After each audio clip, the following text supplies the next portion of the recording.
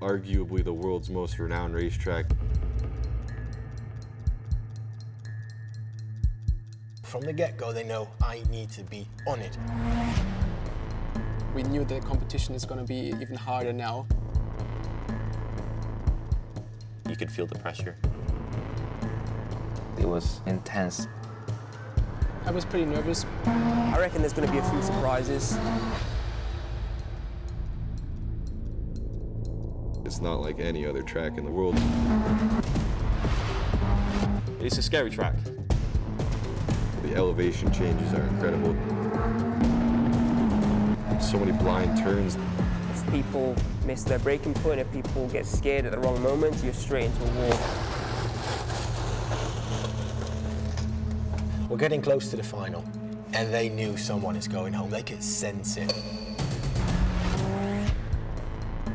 This is the circuit where we're going to see people show us if they've got it or they haven't. It's a pressure cooker.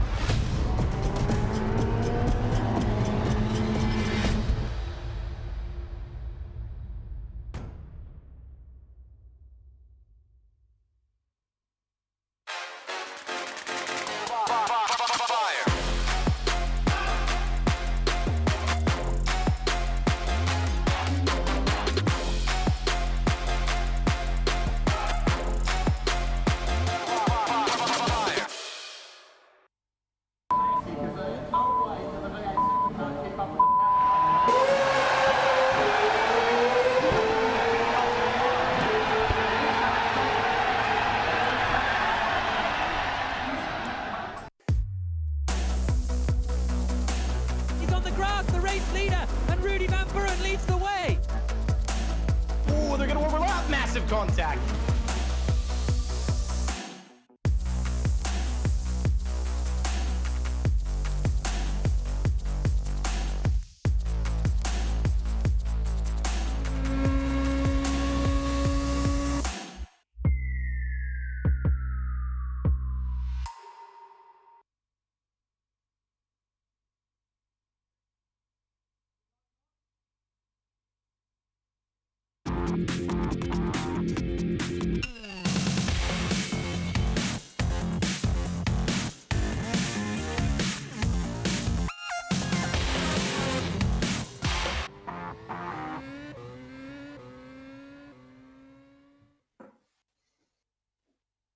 Good day to you, and welcome back because we've got action for you. It's incredible times again on the Race All-Star Series, fully charged by Rocket Phones, and we are at the Nürburgring this week, the mecca of motorsport, I would say. I know there's some people that might suggest the UK or Silverstone is the home, but I love this track, and I love the atmosphere around it. My name is Matt Trivet, again, joined by Julian Palmer. Julian, you've been to this track. I have. It's a great track. I didn't go very well there, so I don't love it. But it is a great track. The Nordschleife is a legendary track. The Nürburgring racetrack, very good. Has been a Grand Prix track. Not my personal favourite. Yeah, it's built to different standards than the North Loop. Certainly is. But yeah, I think it's underrated because it gets overshadowed so much. Nonetheless, great place for a sim race. And we've got tons of actions. The Legends Trophy coming up. That's everyone's favorite, I think. There's tons of drivers online, as well as the pro drivers and the sim drivers. We'll take a look at some of them now because we're self-isolating. And hey, so are they. They're at home in their the comfort of their pajamas and who knows what else below what the webcam can see, but the comfort of their sim rigs, Julian. And anyone that jumps off the page here for you, because we've got our usual suspects again. Yeah, I mean, it's the title decider for this first part of the series, or the first championship, really. So Mike Epps' top middle is going to be interesting for the pro drivers as far as they're concerned, where we've got three drivers all neck and neck in the points. Erhan Yayovski, in terms of the outright championship, I mean, he's the man to beat. 2 out of 2 so far. Seems to love this car, and I think so long as he makes the final, then he's really well placed. Well, and you've nailed it, because this is the final of the championship series, the third week of it. We've got 7 races coming up. We'll take a look at the schedule just now. Right, we've got 7 amazing races coming up for you today. And for those of you not familiar with the All-Star Series, fully charged by Rocket phones, we do 2 things within one. We've got races made up of real-life pro drivers, the best sim drivers in the entire world, and the Legends Trophy, which is 2 races. The first of which is for $10,000 to a charity of the winner's choice. And then the second, which is about 2.5 hours from now, is a reverse grid, all for fun. As for the series itself, we divide 40 real-life racing drivers over 2 races in what is the pro driving category, and then it's the best of the sim world. The top 5 of each of those races go straight through to the All-Star Series final, the All-Star Cup, and the real drivers get to take part in the Jones Soda Last Chance qualifier. That comprises our 20 drivers. Eventually, that narrows us down to the 20 best on the day, and we play for points in the championship. And the championship is what it's all about. You touched on it, Jolyon. It's one driver leading the way in the sim world. It's Yayovsky that's been dominant. 2 wins from 2 starts so far in this LMP3 car. It's really about who can catch him, and I think you're right. The qualifier is important. If he makes it through that, it's tough to see anyone maybe stealing away enough points to do it. Bono Huis is close. We'll look at the championship standings now because the pro drivers in this race also have a lot to play for. It may not be the overall championship per se based on the numbers that we have on screen, but there's $30,000 for charity up for grabs for them. Keep in mind as well an F1 sim test for the winner of the sim drivers. So yeah, 3 drivers. You touched on it. Chaves, Epps, Guenther all on 37. Gutierrez, 33. And Lind, yeah, I'll give him a chance on 28. Yeah, he's not out of it. I bet Dennis Lind is massively regretting that little bit of contact he had at Sebring a couple of weeks ago, because without that, he'd be right with Chaves, Epps and Guenther as well. Gutierrez is in this. He's been consistent throughout. So really, the pro drivers title is absolutely up for grabs. I mean, it would be a brave man to call it right now. As we can see, the sim drivers is more runaway for Han Yayovsky, who's had a back-to-back wins. But both Wisniewski in second and Bono Huis, they're not out of this actually, because the sim heats are so tough. They're so competitive that if Yayovsky might not even make the final. And we've seen big guns already dropping out from that sim heat, the third heat. If Yayovsky doesn't make the final, he's going to lose a huge amount of points and he might not win. Well, and that's the key, because Rudy Van Buren obviously didn't make the final last week. The week before he was taken out, he was a favorite coming into it. So anything can happen. And you're right. I forgot to mention Wisniewski. He's in a good spot as well to capitalize.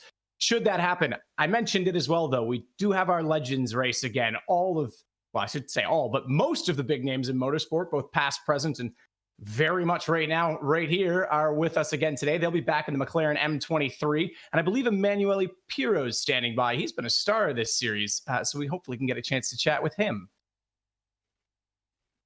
I'm waiting to see if we will. There we go. Nasty messages if it doesn't work out. Can you hear me, Emanuele? All right. Thanks. You there? Hello. How are you, Mr. Pirro? You've had an excellent series so far with us. Way back from the second week, you were solid at Silverstone. You always feature. I love your setup in the camping chair. How are you feeling there this week? No, I feel good, and believe me, I feel a young kid now. This e-gaming has given me an incredible boost, and thank you for setting it all up. I'm racing with really good friends and true legends, and I just cannot believe I'm doing and we are doing, and I hope the fans will enjoy it. Oh, I think the fans have enjoyed your race, the Legends race, the most of any. It's been super entertaining. How are you feeling so far on Nürburgring? It's a bit different track than the last 2 weeks. Yeah, but Nürburgring is my favorite track. Everything went well in my life, but just the track is so difficult in the sim, and to be quick, you always have to be out of control. So I have even more respect for Jenson. I think he should have won more than one championship because he drives so well. And but it's difficult to put one lap together. Turn one, it's incredibly tight. So let's fingers crossed. But just for the people who are listening, whatever happens, I think nobody's doing it on purpose. Whatever happens is all accidental. You say that now. I'll hold you to it later. We'll see how it goes. Also on behalf of the others, not only me. All right, fair enough. We'll keep up. Hey, listen, thanks so much for doing this. It's been a blast, and good luck today. Thank you. Ciao. Bye-bye. Well, that's perfect. I love that he's prefaced that. It's totally accidental, guys. I swear. I just missed my breaking point. We've got the rest of the lineup. Juliana, you've been around some of these guys growing up and certainly been watching them in the motorsport world through your lifetime, raced against a few of them, in fact. Who are you looking at today? Because there's been a few people that have definitely made their name known. Yeah, I mean, Jenson Button has been really, really quick since he's turned up. So, yeah, I raced him in 2016, and I was teammates in 2016 with Jan Magnussen's son, Kevin, and the two of them had one of the best sim races that I've watched last time out. So I'm expecting those two to be probably the class of the field. Juan Pablo Montoya has been really quick as well. He won the reverse grid race last time. These guys are getting better and better all the time. And it was interesting, Emanuele clearly really loving what he's doing here. He's doing a really good job. He's been quick from the off, but it has been quite chaotic. And he's actually been in the wars a lot. I remember the first time he took pole, the first time he had a Legends race, got biffed off by Montoya, claimed all South Americans were crazy after, I can't remember the other man that hit him in it was one. Montoya. It was, yeah. And then since then, he's been the victim of some as well, and he's been the aggressor. You said you didn't love Nürburgring. Pirro did. His results were great there. We're going to take a look at the track now. So you can talk us through this because you've got more experience there than I do. Sure, I've got some in sim, but you've got both, I assume. Yeah, not so much in sim, to be honest. But so it's a different version of the Nürburgring we're going to have today. We had it for the original, the first All-Star battle when the Melbourne Grand Prix was called off. We had Nürburgring, but it's a slightly different version this time. And that basically cuts out part of the start of the lap, and it changes the chicane as well at the end. Well, it opens it up for a little bit more flow. So it should be exciting. It's a bit quicker, bit shorter lap in some ways without the arena. We're very close to getting into the action. And with that, we've got to send it to a break. When we come back, we'll get into qualifying.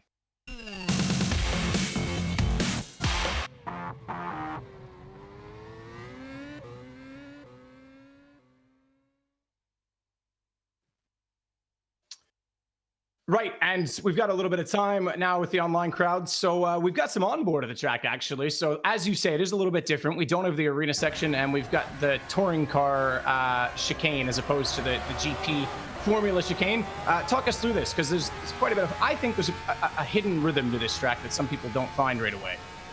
Yeah, I completely agree, and I was probably one that didn't find it, to be honest, Matt. But here we go. So this is going to be the main overtaking place, down at turn 1. Little lock up there from whoever we're on board with in the McLaren M23. And there you see, instead of doing the long left-hander at turn 2, it's straight into basically a chicane of 1 and 2. And then we're coming to the old Sector 1 split here, which pretty much fires us into the Grand Prix loop that we're all more familiar with. So that first part I think is going to be really interesting. Some good overtaking chances, long straights, big braking zones. It's the perfect recipe.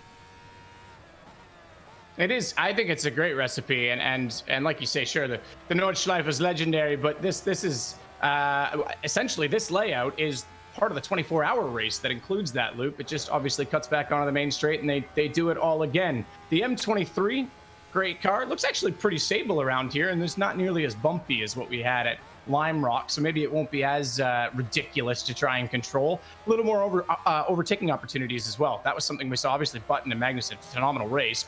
There wasn't a lot of overtaking throughout the day, really, at Lime Rock. No, this is going to be another chance here. The straight that we're on now, the back straight. So the chicane that we're about to come into to almost complete the lap is going to be a bit quicker than what we're used to. Normally we go left there, but now we fling it high speed. Really easy to make a mistake there, and a big oversteer as well in the M23. So it's a really nice flowing track. The final corner there, really not massive overtaking place, but crucial because it gives you the run down for this straight, which is critical. Nice flowing track. The middle part of the lap is exactly the same as the Formula 1 part. Just the first part and the last part different. Overtaking will be good. I'm confident of that. After Lime Rock, good track, difficult to overtake. Well, we've got the legends, obviously, in those M23, but another real-life driver joining us in the LMP3 car is Nick Hamilton. He's been doing a lot of sim as of late, and obviously sponsored by Rocket Phones as well this year, waiting for the British touring car to get back underway. Nick, how you going so far on Nürburgring? Yeah, not too bad, bud. I haven't had as much practice out as I would have liked, but yeah, I'm in fully VR tonight, so it's going to be an interesting one. But yeah, looking forward to it. You find it really sweaty in the VR goggles? I find I'm drenched when I get out of those. Yeah, for sure. It gets hot, but it's almost like wearing a helmet, which is nice. So you can always look to the apex. So yeah, I'm going to see how I get on tonight. But these guys are super fast, so it's going to be an interesting one for sure. Prior to this, how much sim had you done before this whole sort of lockdown, I guess? Yeah, I mean, I did a lot of development work for Project Cars. I did Project Cars 1 and 2, but that was mainly just work. I never really put myself into the sim. I didn't do any iRacing stuff. And yeah, just fully developing the game. So I haven't actually done sim racing for a good 4 or 5 years. So yeah, getting back in the seat and trying to do it properly and minimize a bit of testing. I've done not too bad, but yeah, I mean, it's a bit of fun, keeps me out of trouble, and it's something to do during the period of time that we're in. Yeah, very cool. In fact, I was in the Bahrain Grand Prix with you. I may or may not have smoked you going into pits in qualifying. Sorry about that. That was you. Yeah, that was me. Sorry, I didn't know collisions were on. 5-place grid penalty, so I did, help. yeah. Hey, listen, best of luck today. Cheers. Well, thanks very much. And with that,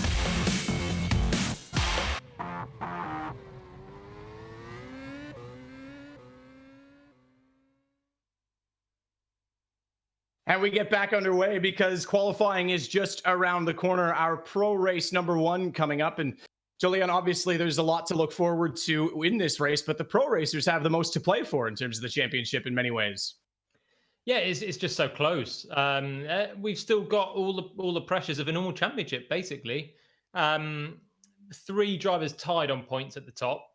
Esteban Gutiérrez not far off as well. Dennis Lind, who's been the quickest sometimes, is still in contention. And they've got to make it through to the final. That's where the big points are. They get another little bite of the cherry with the Jones Soda last chance qualifier. But you wouldn't want to bank on that right now with the championship at stake. No, I don't think you would. Speaking of the championship, we've got to bring in the voice of a champion who will be accompanying you for all of this commentary. Jack Nichols is joining us now.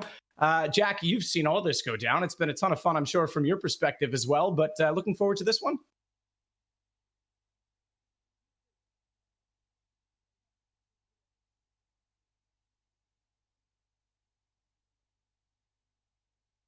I can't quite hear Jack at the minute, so hopefully, let's see if he can figure it out.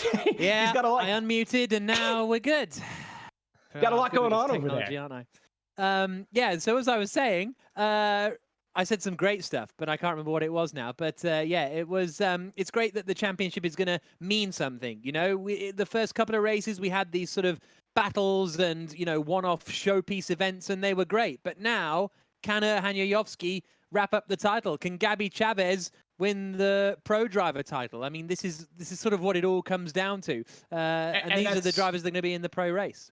Yeah, and the pro race is where we start, so we'll focus on that first. Here's the lineup for race number 1. Tons of British guys in there, of course, but Yifei Ye's been pretty surprising. Michael Ben-Yahia is not too far off of it as well. Again, Jack, who's kind of your one to watch in this race? I think Epps maybe.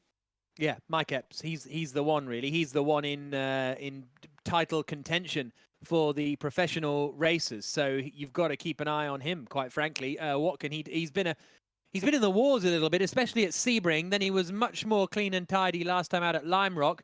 What can he do here at the Nürburgring? The Zansho SimSport driver is very, very impressive. Well, we've got our ones to watch as well, and Epps is naturally in that for all the reasons you just said, the championship context and table and his standings. Michael Ben-Yahia is the one that's close enough to him in this race to maybe make some gains. British GT4 driver, obviously comes from Morocco. Julian, you've been watching him progress throughout. Does he have a chance at it, maybe?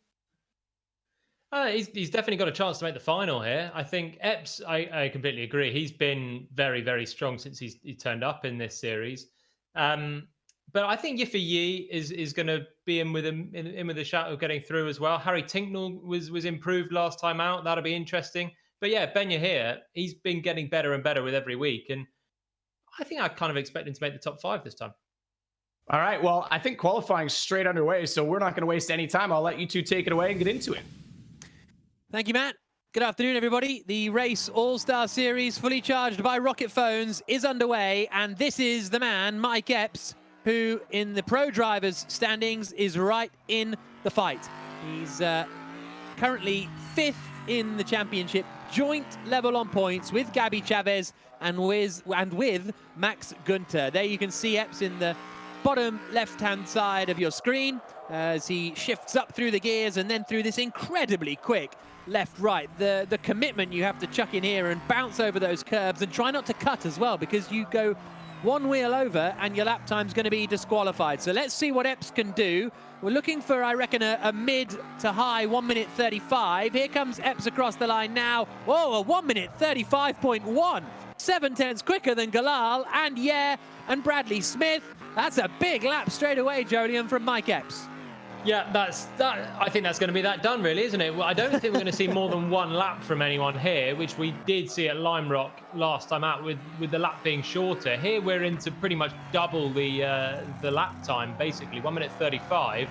So I think that's going to be it. And that was a corker of a lap from Mike Epps. Hooked it all up, smashed it.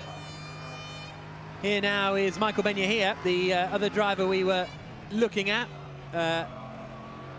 Michael Ben-Yahia is in the bottom right, isn't he? That's who we're on board with as he comes into the right-hander and then out across the line. But it's Harry Tincknell that we're looking at in the big picture as he comes out onto the back straight, kicks up the gravel a little bit. Such a tricky corner to get right, that run onto the back straight as he comes up now. He's... has he made a mistake in the middle sector? It says he's 4.2 seconds down in the middle sector, so I think Tincknell may have had a little bit of drama. Ben-Yahia coming out of the final corner now to come across the line.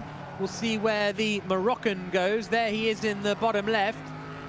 Ben-Yahia goes 5th. Oh, it's Tincknell bottom left, my apologies. Tincknell across the line, and 4.6 seconds down. So it must have been a mistake in sector 2, because he was only 2/10 down in sectors 1 and 3 respectively. That would have put him in with the rest of the pack. But Mike Epps has dominated that one. Job van Uytert in the end across the line to go 4/10 slower. Yifei Ye gets a second lap in and is only 0.4 of a second away, but Epps has smashed it. Yeah, that still stands, really. I mean, just with a few seconds to go, Job van Uytert and Yifei Ye jump up the leaderboard to be 2nd and 3rd. But yeah, Epps, 1 lap and knocked it out of the park. Half a second pretty much still to Yifei Ye. But he's got the race start to do now and actually convert this. So, Mike Epps will be on pole position for the first race of the day. Yifei Ye, half a second adrift in 2nd place. Job van Uytert in 3rd spot. Sean Galal 4th. Bradley Smith in 5th. Ben-Yahia could only manage 6th place. Kevin Hansen in 7th place. The young rallycross racer Daniel Rowbottom in 8th spot. He's the driver with no name, by the way, if you see him out there on the screen, because he hasn't put a space in between his first and last names. Martin Plowman 9th and James Pull in 10th position as we get ready for this race to get underway. Jonny Adam, Harry Newey as well. He was quite quick actually in the last race, wasn't he, in Lime Rock, but quite a way away here. Yeah, he was quick, but a little erratic in the races. But I'm looking forward to seeing both him, Harry Newey, and Harry Tincknell from 12th and 13th. I think they've both got more pace than they've qualified, particularly Tincknell, who, as you said, was good through 2/3 of the lap, but obviously just made a big mistake, lost over 4 seconds in the middle sector. So he should be on a charge. And as we said earlier, I think this track, hopefully, fingers crossed, will lend itself nicely to some overtaking. So cars on the grid, ready for the first race of the Race All-Star Series, fully charged by rocket phones. And can Mike Epps, one of the championship leaders in the pro class, advance straight through to the final? That's what he needs to do if he wants to wrap up the 3-week title today, because this is where it all comes down to the wire. And he is going to be starting on pole position. Yifei Ye alongside him on the front row of the grid. Job van Uytert in 3rd, Sean Galal in 4th position in the black and yellow LMP3 Le Mans prototype car. Bradley Smith in 5th, Michael Ben-Yahia in 6th, Kevin Hansen in 7th, Daniel Rowbottom starts in 8th position on the grid on this shortened version of the Nürburgring track. Martin Plowman is 9th, James Pull is 10th. Jonny Adam in 11th place, Harry Newey down in 12th position. See what sort of gains he can climb up the order with. Harry Tincknell 13th after a mistake in the middle sector, and one must assume that Lachlan DeFrancesco and James Headley also both made errors. Cars on the grid. Epps on the right in the yellow car. Yifei Ye on the left in the green car. Job van Uytert and Sean Galal are on the second row of the grid. 5 advance straight through to the final. The revs rise and the race gets underway. It's a lot of wheel spin for Epps. The car twitches a little bit, but he just manages to get over and move in front of Yifei Ye. Bradley Smith going to the outside of Sean Galal on the run down into the first corner. And there's the look up the inside from Job van Uytert. He might nick second position here, but Yifei Ye has the inside for the second part of the corner. And it is Mike Epps who gets away in the lead. All sorts of carnage on James Headley's view in the bottom right. But it is Epps in front, Ye in second. Van Uytert third, Plowman fourth, and bit of a nudge there as they come into, I guess, what is now turns 4 and 5 and down towards the hairpin, but Epps has got his lead. Yep, that was a perfect job, really. Got a good enough start and just covered the inside, really. Yifei Ye didn't have any other option but to try and hold on to second place from Job van Uytert. Here's a move down the inside for Bradley Smith on James Headley. Bit of bumping and bashing through that hairpin all round. But Bradley Smith, by hook or by crook, makes it through. He's probably another one that is disappointed with his qualifying. So let's see if he can make any further progress. Yeah, Bradley Smith running in 9th position then, as we look at him there. And there's a few moves to the left and to the right further back, but nothing going on too much further back as it stands. Mike Epps is 0.6 of a second ahead of Yifei Ye, with Van Uytert third, Plowman fourth. Bradley Smith running in 9th place. Daniel Rowbottom is in 5th place, so he made a good move because I think he qualified in 9th or 10th position. So he's climbed up the order well at the start as we watch Bradley Smith coming through that fast chicane at the end of the lap. Yeah, already making a little bit of a gap to James Headley now. Oh, contact from 2 ahead. James Pull and Jonny Adam maybe, or Sean Galal drop down. So that's 2 more places for Smith. Here's a move from Plowman maybe on Rowbottom. Rowbottom trying to keep Plowman behind, but I don't think he's going to be able to. Looks to the outside, but he's going to rapidly run out of road before he runs into the road on the old Grand Prix loop, or the new Grand Prix loop, I should say, and has lost out to Kevin Hansen in that as well. Hansen in a bit deep there, and that's Rowbottom into the wall. So that's gone from bad to worse for him there. Smith goes through up to 6th, and that was... Hansen went in a bit deep, but Rowbottom basically just hit him. So it was Hansen moving back to open up the right-hand side, and Rowbottom with momentum hitting the rear of him there. Oh, there's a replay of Harry Newey getting Coultharded. Was it Coulthard and Alonso up there? I can't quite remember what happened. Oh, and then he's come back onto the circuit and had a collision. So that's gone from bad to worse for Harry Newey as well. Yeah, I feel like he might have gained a few places and then basically binned off James Pull as he rejoined there. So I think James Pull will be pretty miffed about that one. But yeah, I don't remember if it's Coulthard Alonso or what. I don't really remember that reference, to be honest. He brake tested him coming into this chicane, or Coulthard accused him of brake testing him or something in the Renault and the McLaren. what happened? They flew over one flew over the back? No, they didn't fly over, but he took evasive action and ended up in the gravel. Ah, yeah. No? Maybe it rings a bell. Not massively. Hey, hey. There we go. Right, over the line to start lap 3 of 5. Mike Epps' lead is up to 1.4 seconds. This is Jonny Adam in 9th place under big pressure from Michael Ben-Yahia in 10th position. Ben-Yahia tries to find the inside. Adam thought he had that covered, I think, but Ben-Yahia finds it and is up into 9th place. You can see Jonny Adam on the inset in the bottom left as they come through that huge drop away at turn 1. And Ben-Yahia makes the move. He's up into 9th place. At the moment, it's Kevin Hansen, who is in 5th position, just behind Martin Plowman in 4th position. And they are the last 2 that would advance straight through to the final as it stands. But what will Bradley Smith have to say about that? I'm really enjoying this track layout, by the way. Here's Hansen quite a lot deeper on the brakes than Martin Plowman at the hairpin. But yeah, this track layout, that the last chicane is going to be harder for overtaking, but that first chicane is nice for a switchback move or a bit of side-by-side action. I always thought turns 2, 3 and 4 are a bit sort of nothingy on the traditional Nürburgring. You can never really overtake, you can never really do too much through them. So this chicane down at 1 and 2 is leading to some lovely racing for now. Smith is within a second of Hansen as well, so that's going to be the battle with a couple of laps to go for the top 5 places.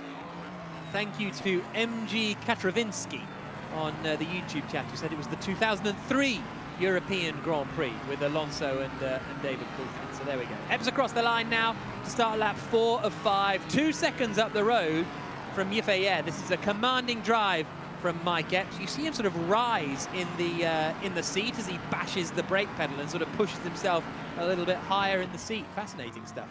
Daniel Rowbottom in 7th place here, under pressure from Lachlan DeFrancesco.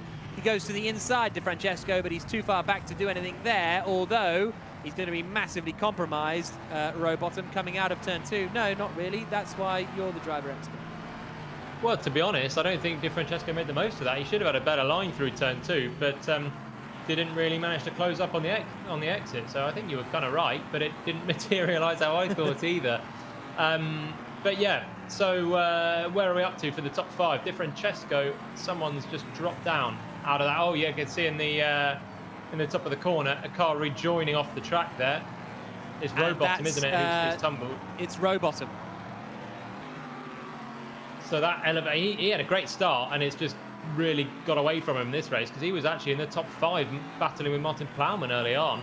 But the battle then, Hansen now only 4/10 ahead of Bradley Smith, who's always been about the cusp of making the final in these heats, and has been a good last chance qualifier. If he doesn't, he's basically back in there as well. He's got 3/10 and 1 lap to try and make that move on Kevin Hansen.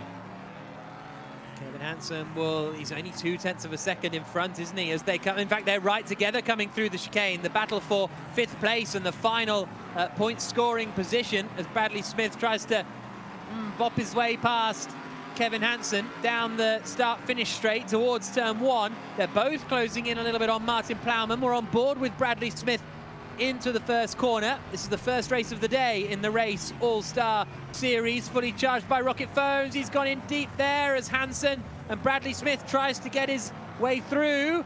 Can't get the drive out of 2, and Hansen holds the place. Final lap of the race, the top 5 go through to the final. If you're 6th or lower, you've got to go through to the last chance qualifier. Yeah, Hansen just placed actually frustratingly on the apex again. Bradley Smith has a little look on the inside, can't make it through there. That would be a pretty bold one from there, but now he's got a chance into this hairpin for a bit of a lunge potentially. Does he fancy it? He does! Up on the grass and smashes Hansen out of the way. That was a rallycross move from Bradley Smith on rallycross star Kevin Hansen. So Smith up into 5th place. Has Hansen got enough left in him to try and make a move on the final lap? This is what happened to Daniel Rowbottom down in 12th place. Whoop, there he goes. Ran wide on the gravel, lost traction and a simple spin to the inside. I quite like that move from Bradley Smith. Very aggressive, right up towards the grass on the inside, but late on the brakes, and he was clean up the inside when they had contact side to side as Hansen turned in. So good move. To be honest, maybe Hansen should have seen that coming for the crucial 5th place on lap 5 out of 5. But here comes Mike Epps through the final corner, and he is going to take the win. A commanding drive, 3.3 seconds up the road from Yifei Ye.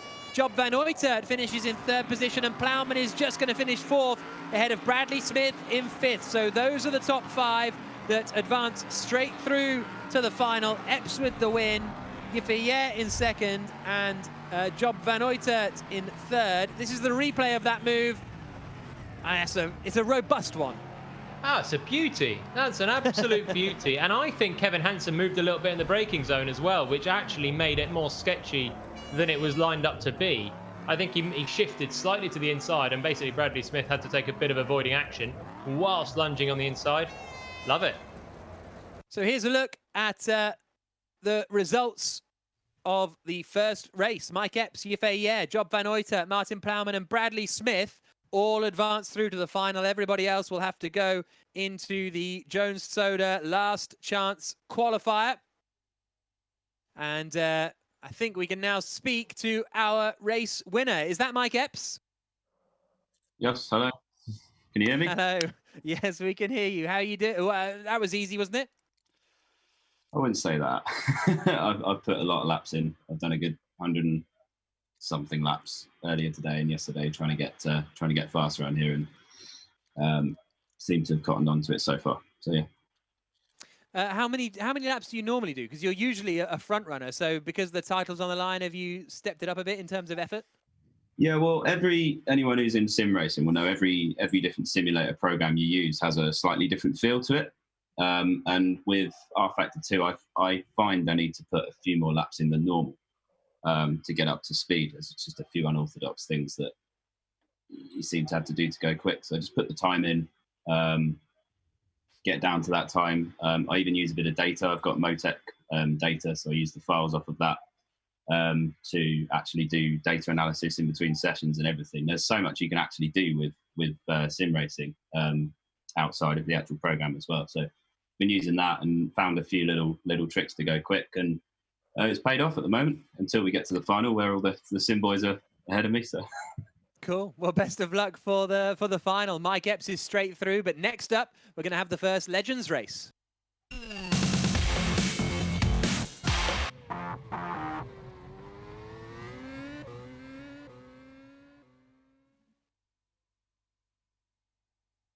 Heck of a first race, as it always is. Mike Epps, absolutely the class of the field. Looked awesome. Incredible that he's put in something like 150 laps already. The reason I mention that is the drivers don't actually know the track until yesterday about this time. So he's put a lot of laps in a pretty short space.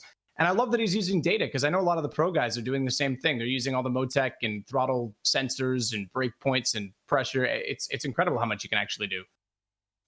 It's the best way to make up time, basically, when it's the same in reality. You know, you got to look at the data, see where you can find a bit of time and piece it all together. There's no surprise, really, that they're doing the same on the sim. So, and these are the frustrating things for the likes of Mike Epps, Stoffel Vandoorne, Gabby Chaves, the guys that have been really quick, Max Guenther as well. They need just a little tiny bit more to get on terms with those sim drivers, and it's the best way to find it. Yeah, because you can't just watch it. You can't just watch and see it. You think, oh, well, I'll watch a lap on board with one of the front-running sim drivers. They're doing exactly the same. They're doing every corner in the same gear as you. They're braking at the same point as you. But the differences are so minute, you've got to be looking at the data. Well, one person who's got a pretty impressive rig that we get the chance to take a look at is Harry Tinknell, who showed us around his space today. Hi guys, Harry Tinknell here, isolating in my flat in southwest London. Luckily for me, I got my simulator just in time, so come and have a look at my setup. Now, I'm not particularly techie guy, but luckily one of my fellow factory Aston Martin drivers, Charlie Eastwood, is, and his company CE Sports has set me up with this fantastic bit of kit. We've got the triple curved screens, and they're all 144 Hertz, so highest definition. We've got the SimiCube Direct Drive 2 motor and steering wheel. We've got the Hurstgeweld pedals. We've got Sparco gaming chair, and the whole rig was all delivered for me, ready to press play and go. So yeah, really been enjoying racing the All-Stars trophy. It's almost like starting my career again, to be honest. When I first started, the level's incredible, racing against the pro sim guys. They're unbelievable. Obviously some huge names from the real world driving as well. Yeah, it's been tough, but lucky last weekend for me. Persevered, got my first final appearance, finished third in the heat. Massively looking forward to it. Thanks for watching, and hopefully I'll see you on an online race soon. It's about as good as it gets. I mean, aside from maybe an all-in sport, there's not much better than that setup. The SimiCube 2, one of the best direct drive wheels. The Huskenvelds are amazing pedals. But as he says, he still needs to get up to speed. It goes to show you gears and not everything. He was in the wars in the first race. Poor James Pole got taken out by Newey, who rejoined awkwardly, and Tinknell, who rolled back into him. And James, I went over to his stream just to see his attitude. He was not happy about it. So we'll see if he can get through the last chance qualifier. Yeah. Pretty impressive setup, though, I have to say. I think the thing I find in sim racing, it's so weird. Everybody gets obsessed with the setup, but then we see Stoffel Vandoorne turn up with his Logitech G29 and does the job, you know. And I think that's what a lot of the Legends drivers are finding, is they can buy all this gear, but then you've got Emanuele Pirro looking quick on a fishing chair and a TV on a shoebox and a G27. So there comes a point where actually it is about the driver more than the gear still. Absolutely, and I think that's true. I think you could give me anyone's setup, and you'd probably still beat me like Jacques Villeneuve on a controller. Speaking of being fast, okay, well, we were going to do something in. We're going to bring it back from break. When we do, we're going to get into the Legends Trophy, and it's going to be a pretty remarkable battle. This is the one everyone wants to see, and we'll get there in just a sec.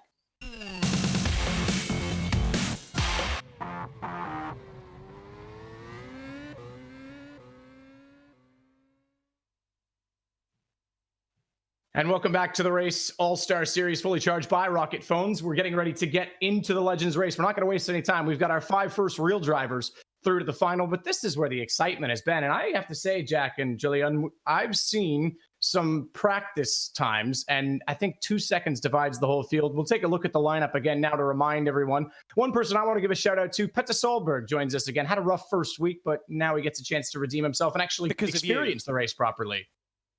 Yeah, he had a dodgy week because of us knocking him out of qualifying. But Jenson Button and Jan Magnussen have got to be front runners. Had a chat with Jan Magnussen for the Race Esports podcast, which you can download for all podcasting things. Had a chat with him, and he was buzzing for that. Jenson Button, a front runner and a winner. He's going to be right at the front for this one too. Dario Franchitti looked as though he might be getting back in the mix after winning the first race and then subsequently dropping away in pace a little bit. Don't tell him I said that. So really looking forward to this. Yeah, absolutely. And don't forget as well that we've got two to watch, to look at, and certainly there's been a number of people that have been entertaining. Tony Kanaan and Andy Priaulx. You mentioned Kanaan. I just want to point out quickly before we get into them, it's $10,000 to the charity of the winner's choice for the first race, guys. But this is a good little battle. I think Priaulx is getting faster and faster. He started off quite quick, to be honest, in the early round. Silverstone, I think he was maybe on the podium or fighting for it. But he's been very consistent, Andy Priaulx. And Tony Kanaan as well has been solidly there. I think last time at Lime Rock, he was on for his podium until he dropped it on about the last lap. I think he collided with Max Papis, a back marker. Oh, yeah, that's what happened there. But he didn't drop it all on his own. So he's got the talent to be on the podium, as has, I still think Juan Pablo Montoya is one to not be ruling out of this. He won the reverse grid race. Wait, what's that face for, Nichols? You love him. I've said this before. We'll be at some Grand Prix somewhere in a commentary box, and Palmer's just, all he does is show me Juan Pablo Montoya YouTube videos. He loves the guy. Well, I love the racing, so hopefully this will be just as good, guys. Qualifying's underway, and it looks like Jenson Button's on track. Certainly is, in that brawn liveried McLaren M23 from the early 1970s, or mid-1970s, I should say. Swinging through the left and the right up at the Schumacher S's at the top of the hill. And Button, as you can see on the inset, hammering on the brakes, fully focused and barely blinking, actually. He hasn't blinked yet in the whole time we've been watching him. Look at that, that's remarkable. Maybe he'll have a little blink on the back straight. Yeah, he did. No. He had one blink. I've seen it. Got a cheeky one in. Oh, there was one. No. Saw that. You wouldn't want to be against him in a staring competition, let alone this Legends qualifying. He's looking pretty good as well. Jenson Button into the final corner. Little wiggle as he comes off the curbing to turn in. Don't want to turn him from the curb because you're not going to get as much grip on there.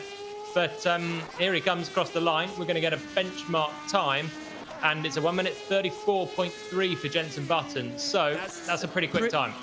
Yeah, it's not quite as quick as Emanuele Pirro, though, who has just missed out or has just edged Button. Jourdain goes up into 3rd place. Tiago Monteiro goes into 7th spot. Jan Magnussen only in 8th position, although he might get time for another lap, you know, because Button might as well, because they started the lap a couple of moments ago, so they might be able to sneak in a second. Here comes Dario Franchitti, currently running in 15th place. They've got, is that the first time he's raced with his helmet, I think, this race? Because it certainly looks striking. I don't think Franchitti's going to get a lap in, though. He said he was on an out lap, and there's only a minute to go, and normally we time out rather than the usual finish the lap that you're on with the checker flag going. Jan Magnussen should get this one in, though. He will get this one in with no mistakes. So let's see what he can do. The winner last time out, just a few corners to go and a long straight after this section. Nice little oversteer through the left. This corner's critical because it leads onto a really long straight that you can see now. And Magnussen, neat and tidy, didn't use all the road on the exit. And he's pretty close through the middle sector. He's lost a good chunk through the first sector, though, by the looks. Here he comes then up into the chicane. Jan Magnussen really sliding the car through that quick left and right, and then trying to keep off the curbs on the outside, waiting to get back on the power, out across the line. What can Jan Magnussen do? He's 8th at the moment. Does he improve? Button goes pole. Magnussen goes 3rd. Button beats Pirro by 0.003 of a second. Darren Turner out across the line in his Leighton House liveried McLaren and cuts the timing beam. But Jenson Button has sealed pole position, I think, for the Legends Trophy first race of the weekend. And a great drive from Button. So Jenson Button takes pole. What a lap right at the end there. So close, 3,000ths. Yeah, and maybe not an unexpected man to be on pole, but 3,000ths around the longest lap that we've had for a while. It just shows how competitive this is getting. I mean, Matt was right when he said before, they're getting closer and closer, and the entire field was barely separated by a lot of time. So Jenson Button will start on pole position for the Legends Trophy in the Race All-Star Series. Jan Magnussen third, Tiago Monteiro fourth. Juan Pablo Montoya is the driver with no name on the timing screens on the left-hand side. He starts fifth, ahead of Andy Priaulx in sixth, Michael Jourdain in seventh place. Michel Jourdain, my apologies. Oriol Servia ninth, David Brabham 10th. Adrián Fernández starts in 11th place, and it's 12th for Max Papis. Further back in the field, Emerson Fittipaldi 13th, Vitantonio Liuzzi 14th. Dario Franchitti was only a couple of tenths away from Pirro in practice, so I wonder if he made a mistake. Hélio Castroneves in 16th spot. Peter Solberg in his monster liveried McLaren M23 starts in 17th at the back of the order. So pole position is Button, Pirro alongside him. A 6-lap Legends race around the Nürburgring from the Race Series. Away they go. Decent start from Button. Pirro is coming along, and it's a good start as well from Jan Magnussen. Magnussen trying to get the outside into the first corner. Goes late on the brakes and moves up into second place. Gets ahead of Pirro, who drops to third. Montoya is in fourth place, trying to go side by side with Pirro, and in fact Montoya's got up into third. Pirro has dropped down to sixth. I think he's been shuffled well out wide at the first corner, but Button it is who holds the lead, 0.8 of a second ahead of Jan Magnussen. Are we going to see the resumption of this battle from Lime Rock Park a week ago?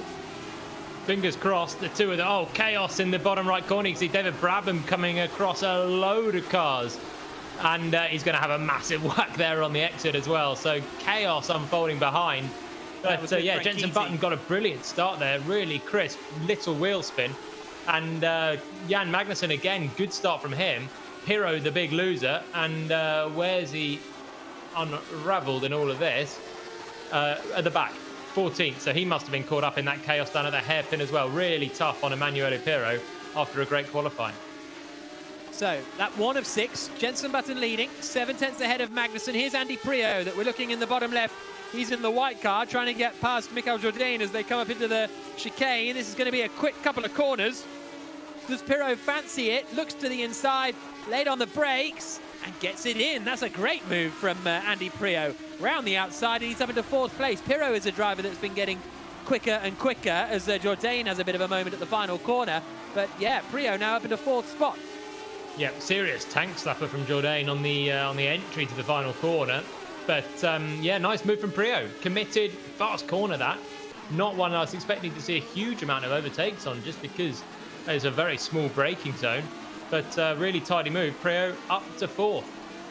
So Button leading, and Montoya is into second. So Juan Pablo Montoya has got up into second ahead of Jan Magnussen. Didn't see how that happened, but Magnussen drops down. Oh, Turner and Fernandez. That was a bit rude from Turner, wasn't it? He just came to the inside and forced Fernandez off the road. I think it all started at the first couple of corners. They already had a little bit of a touch into turn one, and Turner may be thinking that Fernandez either wasn't there or was trying to give him a bit of payback.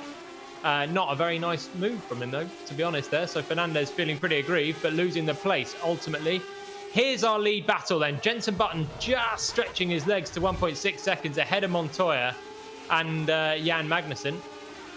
This is how Montoya got past Magnussen, straight forward, down into turn one. Got the inside, got the run on the brakes. Magnussen's still in there, but Montoya got through. And that was Juan Pablo Montoya up into second spot. Good move from the Colombian. $10,000 up for grabs for charity for the winner of this race. Jenson Button won the first race and donated it to a domestic abuse charity, and Jan Magnussen last week donated it to a children's hospital in Copenhagen. So Button out in front in this one at the moment. Tiago Monteiro we're on board with, trying to get past Adrián Fernández in their battle over 9th position. There you see the Portuguese Formula One podium finisher and World Touring Car racer in the bottom left. On the run down to turn one, not close enough to make a move this time. No, just a little bit too far back there on Fernandez, who's still got Darren Turner not all that far ahead, but now he's going to be more concentrating on Tiago Monteiro behind. And look in the inset there, bottom right, you got Jan Magnussen still with Juan Pablo Montoya, and they're very slowly, slightly creeping back to the back of Jenson Button, who's not escaped completely. So only 1.4 seconds. That's not insurmountable. Jenson's got to keep on his toes there, and he's bringing Montoya and Magnussen. They're both getting towards him slightly. Through the final corner comes Jan Magnussen. The battle you're watching on the main screen is Tiago Monteiro trying to get past Fernandez. Now, Monteiro qualified 4th or 5th, didn't he? So I think he got all sorts in trouble at the start. That's why he's so far back in the order, as he go on board with Magnussen on the brakes, down into turn 1, the chicane right-left, and then on the power out through the little cut-through, and then down into the regular sequence of corners on the Grand Prix circuit. And he's just dropped away a little, hasn't he? Was a bit closer to Montoya on the last lap, but Juan Pablo has eased away again. Ever so slightly, and Jenson Button, I think, is just starting to edge a couple of tenths clear of Montoya as well. And all the while, we're getting closer to the end of the race now, with only a couple of laps to go at the end of the one they're on. So Button looking pretty good, smooth, consistent. That's how we've kind of known him in Formula One, and he's doing the same on simulator right now. As Martin Christensen points out, Tony Liuzzi has gone from 14th to 5th position. So really good drive from the Italian, as someone made a mistake in front there. Just looked as though someone was spinning, and I think it was might have been Darren Turner, trying to figure out who that was. Certainly saw someone off the road, as Fernandez and Monteiro now battle over 8th and 9th places. Pirro is back up into 10th. Yep, Pirro with Monteiro, so he's just behind this battle that's been going on a few laps there. Monteiro on the back of Fernandez. This is a replay. What we're going to see here, Monteiro's little nudge, and Fernandez just straight lines the final chicane.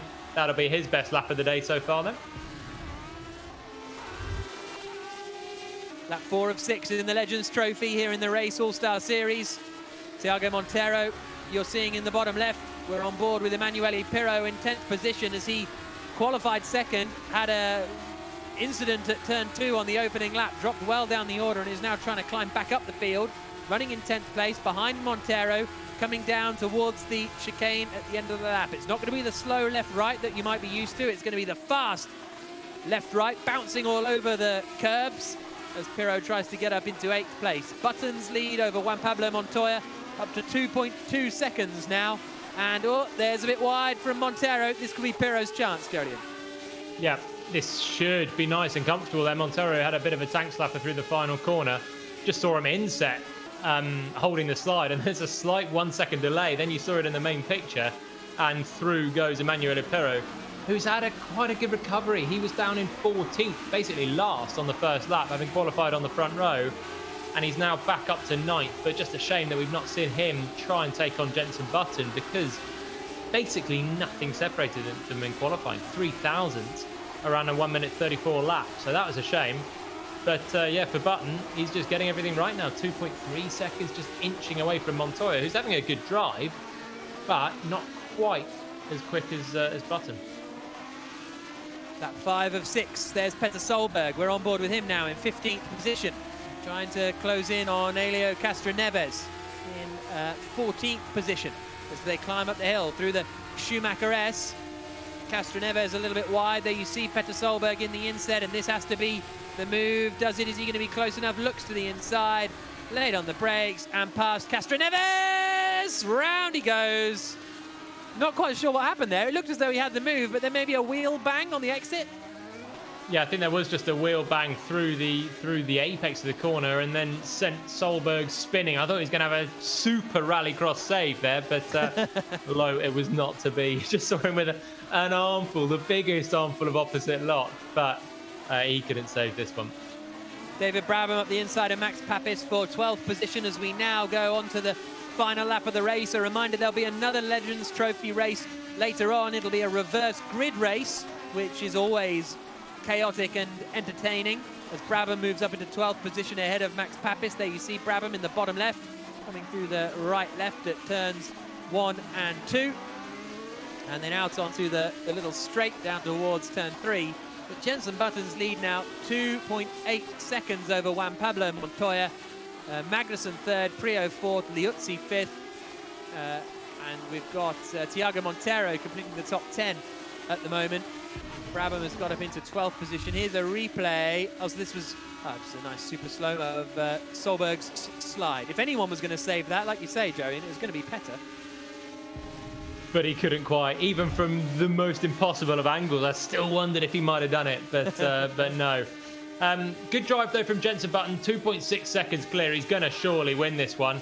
And you have to say, he's deserved it pretty clean. Montoya's pace has been reasonably good, but just not quite as good as Button. And he started behind. He's finishing slightly further behind than he was. So Jenson Button through the final sequence of corners. Someone's off there, coming out onto the back straight. But here is Jenson Button showboating across the line as he wins the Legends Trophy in the Race All-Star Series. A great win for Button. More than 2 seconds clear of Juan Pablo Montoya in second place. Jan Magnussen in third. Oriol Servia is battling with Max Papis. Max Papis just went for it. Didn't work out. Servia's going to hold on to that 12th place. That was commitment from Max Papis. Yeah, I don't know if he actually lifted off the throttle there or if he just tried to straight line it with his right foot all the way down. But fortunately, Oriol Servia didn't get wiped out. And then Papis was the man that came off worse with that. So Jenson Button wins the Race All-Star Series Legends Trophy. Juan Pablo Montoya second, Jan Magnussen third, Priaulx fourth, and Vitantonio Liuzzi, if I want to say his full name, completing the top 5. Great drive from Button, and I think we can join him now. Jenson, another commanding drive. You're always at the front in these Legends Trophies, aren't you? Yeah, I mean, it's just keeping on the circuit. I mean, you're so tense on the steering wheel, even when you've got a 2-second gap at the front, you're so tense because it can so easily go wrong because you just can't feel the rear end so well. So, but really, yeah, I mean, sorry that race wasn't so exciting, but yeah, it was a good race for me. And the start, I actually saw the lights, so had a good getaway. Yeah, did you miss the battle a little bit? Because we all enjoyed you trying to get past Jan last time out. Yeah, I could see in the mirrors there was a bit of action going on with Jan and JP, so it was cool to watch from the rear, but I'll take the win any day. Okay, congratulations. Thanks for joining us. Thank you. So Jenson Button then victorious in the Legends Trophy race. A really strong drive from him. His second win in 3 races, and he was second in the race he didn't win. I think he's starting to become very much the front runner in the Legends Trophy. Before then, it was all a bit up in the air, you know. Would it be Pirro? Would it be Franchitti? I think Jenson Button is really stamping his authority on the series. Another Legends Trophy grid to come later, a reverse grid. That's going to be entertaining. You're not going to want to miss it.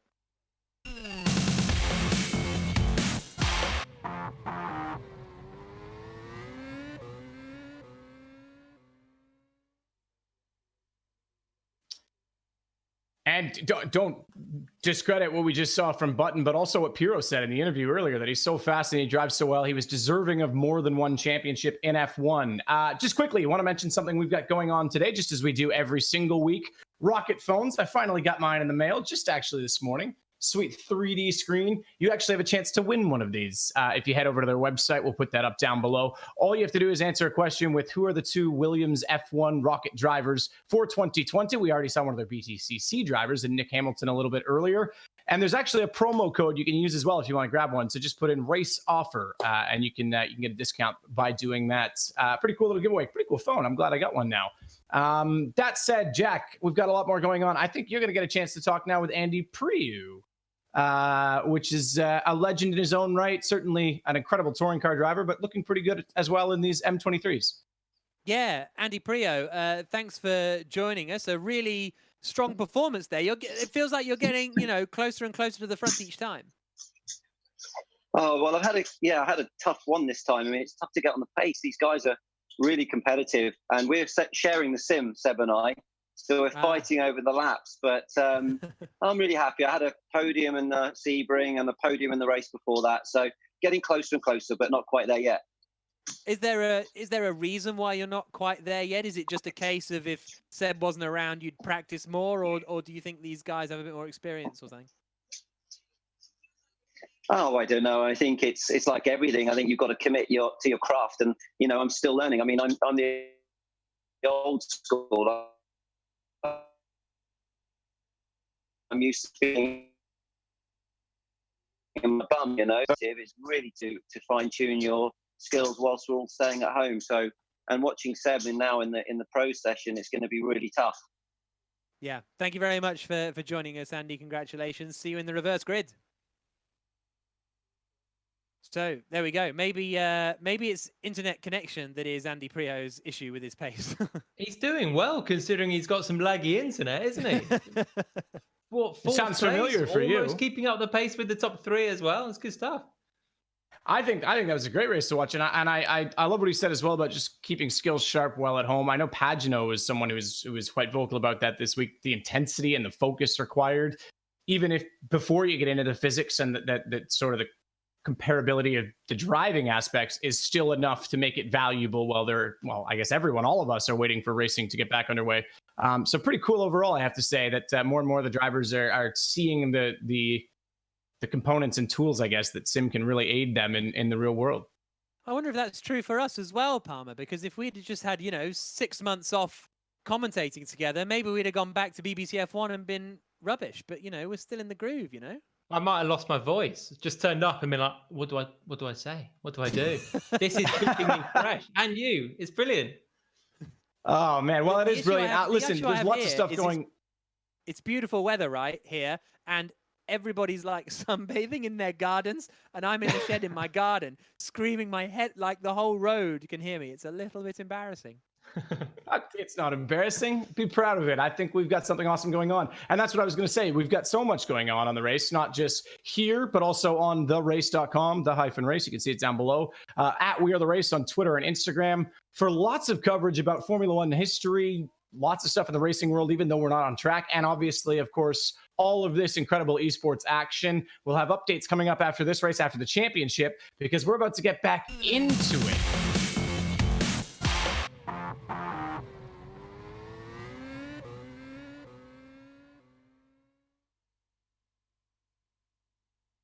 And we do welcome you back again to the Race All-Star Series, brought to you and fully charged by Rocket Phones. We've had the Legends Race, which is the highlight in many cases of the action, but the competitive nature is perhaps the highest among the pro drivers who are trying to learn their craft against the sim world. We've got our second pro race coming up. We'll take a look now and refresh ourselves with the drivers in this lineup, but another LMP3 race, a little more overtaking opportunity. It seems to be whoever gets to the front and stays out of trouble really gives themselves the best chance in these races, Jack. Yeah, well, there's a little bit of dirty air with these LMP3 Le Mans prototype cars, so I think that accounts for it a little bit. It'll be less dramatic than at Lime Rock a week ago, and we saw a pretty decent race, actually, I thought, first time out. Mike Epps disappeared, but we'll see what happens in this race, because I think we've got a few more competitive cars at the front of the order. Yeah, and I think the lineup is ready to come up now, so we'll take a peek back through it. Jolyon, you've again familiar with many of these names. Gabby Chaves is currently one of the 3 people at the top of the standings for the real drivers, but some other decent names in here and a couple of new ones as well this week. Esteban Gutiérrez. Where's he been for a while? WTCC. Maybe I've not been watching, but yeah, good to see him in. Stoffel Vandoorne has been quick. Max Guenther currently joint leader of the championship with Gabby Chaves and Mike Epps, who's already in the final. And Formula One legend Scott Mitchell, bottom right. Looking forward to seeing what he can do. Formula One journalistic legend. Yeah, actually one of the journalists that you could find on therace.com. So cool to have him involved, get a perspective. Maybe he'll write an amazing article about the experience of that you can watch out for. We've got our head-to-head, as always, the drivers to watch. I mentioned it. Gabby Chaves is one of the guys currently sitting in a 3-way tie for the lead, and the other driver in this race, with Mike Epps, I should say, that's in that position is Maximilian Guenther, who's been doing a ton of sim racing. Obviously, you can see him in his BMW kit on the left-hand side, but both these guys, young drivers with a good amount of experience and a lot to play for today. Yeah, and Max has just won the first Formula E race in Hong Kong, so he's very much on top form and in the zone at the moment. So let's join the qualifying session. Here is Stoffel Vandoorne then, out on circuit. I'm surprised he's not sort of a little bit further up the up in the order as far as the professional racing drivers go, but things haven't quite worked out for him in the first 2 races. Here he comes up towards the chicane now. We're looking for a sort of mid 1:35, mid to high 1:35. Vandoorne yesterday on the server had done a 36.1. Bit of a slide coming through the final corner, out across the line, and Stoffel Vandoorne cuts the timing beam and does a 1:35.255. So that's a good lap from Stoffel Vandoorne. That's going to be a pole position competitor. Is he going to go straight away in for another lap? Ingram second, Chaves third, Collado fourth, Thompson fifth, Max Guenther immediately up into second place, and Gutierrez goes pole seemingly on exactly the same lap time as Stoffel Vandoorne. But unlike real life, it appears that Gutierrez, having set the time second, is ahead of Vandoorne. Oh, get the rule book out on that one. I'm not sure about that at all. Anyway, there's another lap that Vandoorne's on. I don't think Gutierrez is going to get it, but provisional pole. Remember, Gutierrez is not out of this championship fight either. To my mind, this second heat is more loaded with some of the faster drivers, and particularly the ones that are in the championship mix. And Gabby Chaves right now, who is technically leading the Pro Driver Championship, down in 6th place behind Scott Mitchell. I was all ready to absolutely destroy Scott Mitchell over the next 15-20 minutes or so, but he's out-qualified Gabby Chaves, James Collado at the moment. Of course, we've still got another lap to come, potentially. Stoffel Vandoorne is doing another lap as it stands, coming up towards the chicane, trying to get back ahead of Esteban Gutierrez, and swings it into the left and the right, and then out to the final corner and across the line. Vandoorne on the power, drives towards the line. Gutierrez has got another lap coming as well. Let's see what Vandoorne does. Back in front, a 34.929 for Stoffel Vandoorne. Gutierrez second, but here he comes, the Mexican out of the final corner. Ingram jumps up into second place. 5 seconds left on the clock. Gutierrez remains in third place. Doesn't improve, so Stoffel Vandoorne takes provisional pole position. Ingram second, Gutierrez third, Guenther fourth, Guerrieri up into 5th spot. Good job from Scott Mitchell, I have to say, to qualify. I think it was 7th or 8th in the end, but another close battle. This is going to be a close battle for the race, I think, with Stoffel Vandoorne on pole position. Tom Ingram, BTCC frontrunner, starts in 2nd place on the grid. Gutierrez third, Guenther fourth. That's the one to keep an eye out on in terms of the championship, as well as Gabby Chaves, starting outside the top 5 in 6th place. Seb Montoya 7th, Scott Mitchell in 8th position, just ahead of James Collado and Bobby Thompson. Seb Priaulx in 11th, Adam Christodoulou in 12th place on the grid. And then we've got further down the order, 13th for Aidan Millwood, Nicholas Hamilton in 14th place, Devlin DeFrancesco completing the top 15. This is going to be quite the fight. Pole position, Vandoorne on the right-hand side. Tom Ingram alongside him on the front row of the grid. Gutierrez third, Guenther fourth, as we wait for the lights in this 5-lap race about to get underway. The top 5 advance straight through to the grand final of the race All-Star Series, fully charged by rocket phones. The rest will go through to the Jones Soda last chance qualifier. Vandoorne on pole. Away they go. Not a great start from Tom Ingram. He could be under a bit of pressure on the run down to turn 1. Gutierrez and Guenther might even go either side of him, indeed. Guenther tries to get on the grass on the inside, but he can't get through. Gutierrez goes around the outside of Ingram. Surely there's going to be a bit of contact there. Ingram is out wide. Guenther is out wide, and Gutierrez is up into 2nd place. Someone's had a slide further back, and it is Vandoorne, though, who leads the way as they come into the left-hander at turn 3. They're side by side with a bit of banging, and Guenther gets a hit from behind from Tom Ingram. So these guys racing very robustly. Vandoorne leads, Gutierrez second, Guenther third. Ingram then second down to 4th. Is he going to have a little look at the hairpin? Touring car driver, and he's went for it as well. Don't know what's happened to the outcome of that one, but I think he's actually lost out then to Guerrieri. But yeah, it all kicked off. And here's a replay. Gutierrez did a great job around the outside of turn 1. I think it was probably premeditated, because that gives you the inside for turn 2. Managed to muscle Ingram and Guenther out wide and made it neatly through for 2nd place. Here is Tom Ingram having to fight with Guerrieri coming through the right-hander out onto the back straight. The Argentinian is going to get the pace, but they had a bit of contact, and I think Seb Montoya might have hit the back, in fact, and he's now up into 5th position as they come up into the chicane for the first time. Scott Mitchell lost out on the start and dropped all the way down to 12th place. He's just got ahead of James Collado, though, so climbing back up the order. But Vandoorne leading. Oh, that's ambitious. And that's the gravel. Oh, not quite, but back across the road and into the wall. Yeah, bad moment there for Guerrieri, pointing all the wrong directions. And through goes Gabby Chaves and Nick Hamilton as well. So, James Collado hard into the wall. That might well be the end of his race. And here we go, Chaves and Hamilton still fighting out down to turn 1. Chaves with the inside, Hamilton's going to have the inside for turn 2. And somehow they both get through it without any relevant contact. And Gabby Chaves, the man that needs to get through into this final for the championship, is through. But he's got a full 5 seconds to catch up to, is it Seb Montoya, the no-name man in 5th. That's a lot for Chaves to do here. So Guerrieri down in 11th position now. Stoffel Vandoorne leading 1.7 seconds ahead of Esteban Gutierrez. Then it's Guenther in 3rd, 4th for Ingram, 5th for Montoya.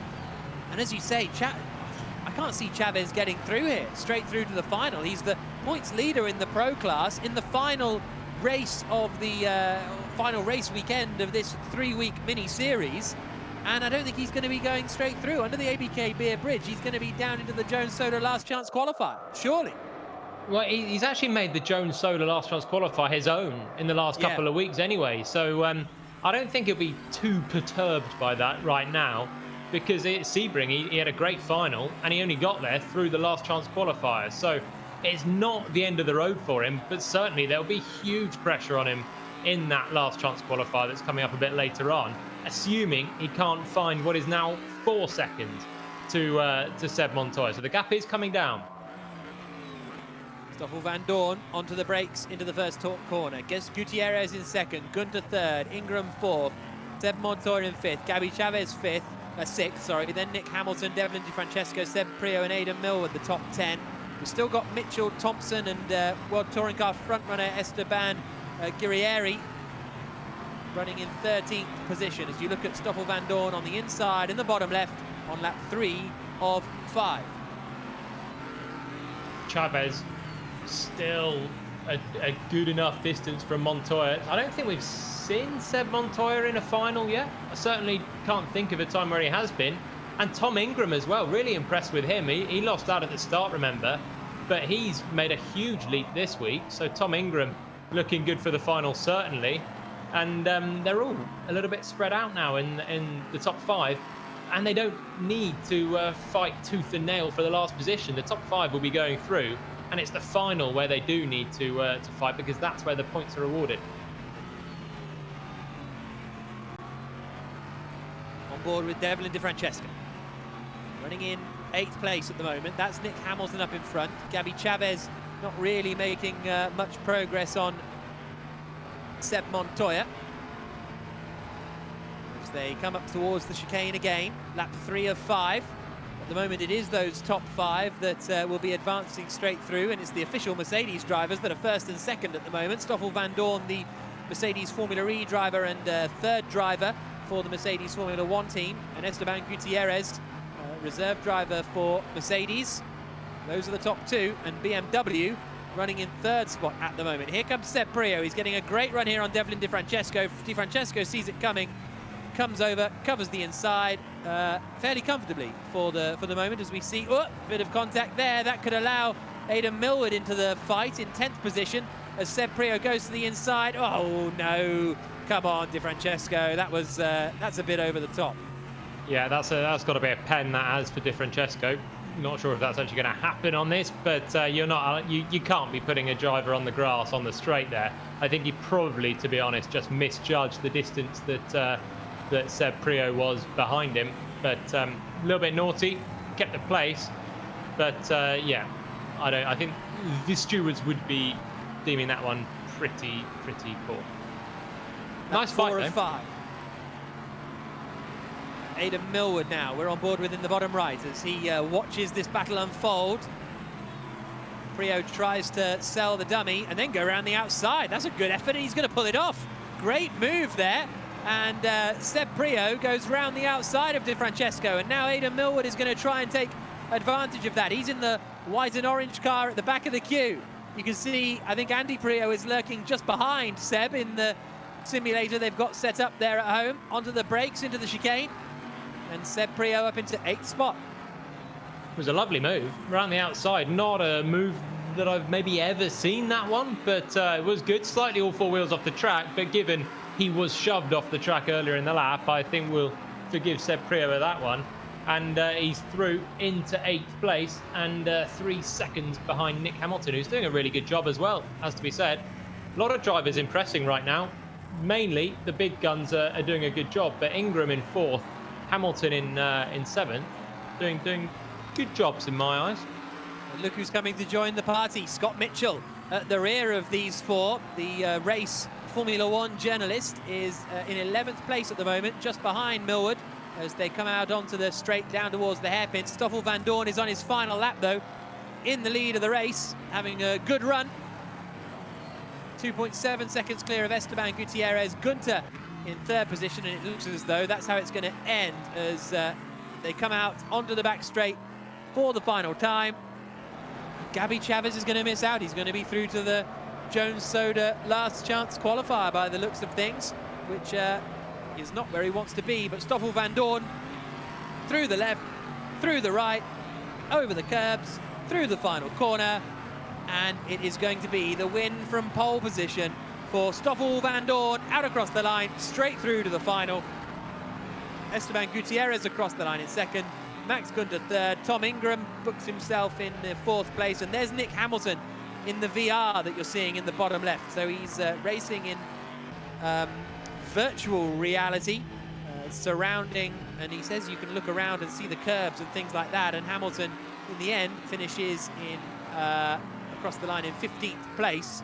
And there across the line comes Scott Mitchell and crashes into the wall, but he had crossed the line in 10th position. So Vandoorne takes the win. Commanding drive ahead of Gutiérrez, and those top 5 fairly quietly went through. Nicholas Hamilton looks for some reason he was disqualified from that one, so we'll wait and see what happens there. But Gabby Chaves, points leader in the pro drivers, is going into the Jones Soda last chance qualifier. So like you say, he's done it before, he's won it many times before, but it just adds that little bit of stress that I guess you don't need when you're going for a championship, Jolyon. Well, there's unknown elements as well. Chaves might qualify on pole, but he might get fired off by an overzealous rival into the first corner. You know, that's a risk that he wouldn't have wanted to take. He's capable of getting through. He's leading the Pro Drivers' Championship, but I'd rather be Mike Epps or Max Guenther or even Esteban Gutiérrez straight through. No pressure, you know, it's just one race for this title. Well, let's speak to Esteban Gutiérrez then, shall we? The 2nd place finisher. Jolyon Palmer wants to be him, and I think we can now speak to Esteban. Congratulations, Esteban. Decent race for you. 2nd place, straight through to the final. Yeah, it was interesting. I didn't really get a lot of practice. I'm also doing the 24 hours of Nürburgring at the same time, so it was interesting to just join the servers from time to time. Yeah, get grips with the track, and it's great that we got straight into the final. And I think it was a good battle in the first lap at the start, in the first 2 corners, which is very tricky. But yeah, I think on the final we'll try to push a bit more. And how are you feeling battling for the championship of the pro drivers? It's great. I think it's all about consistency. I just try to keep clean races. Obviously, you know, sim and the virtual world, it's quite new to me. It's only been a few weeks that I got involved into this, and I'm really enjoying it a lot, especially, you know, the interaction with all my followers, my fans, which are here on the Twitch channel. So yeah, it's great to be sharing what we love and everything with them.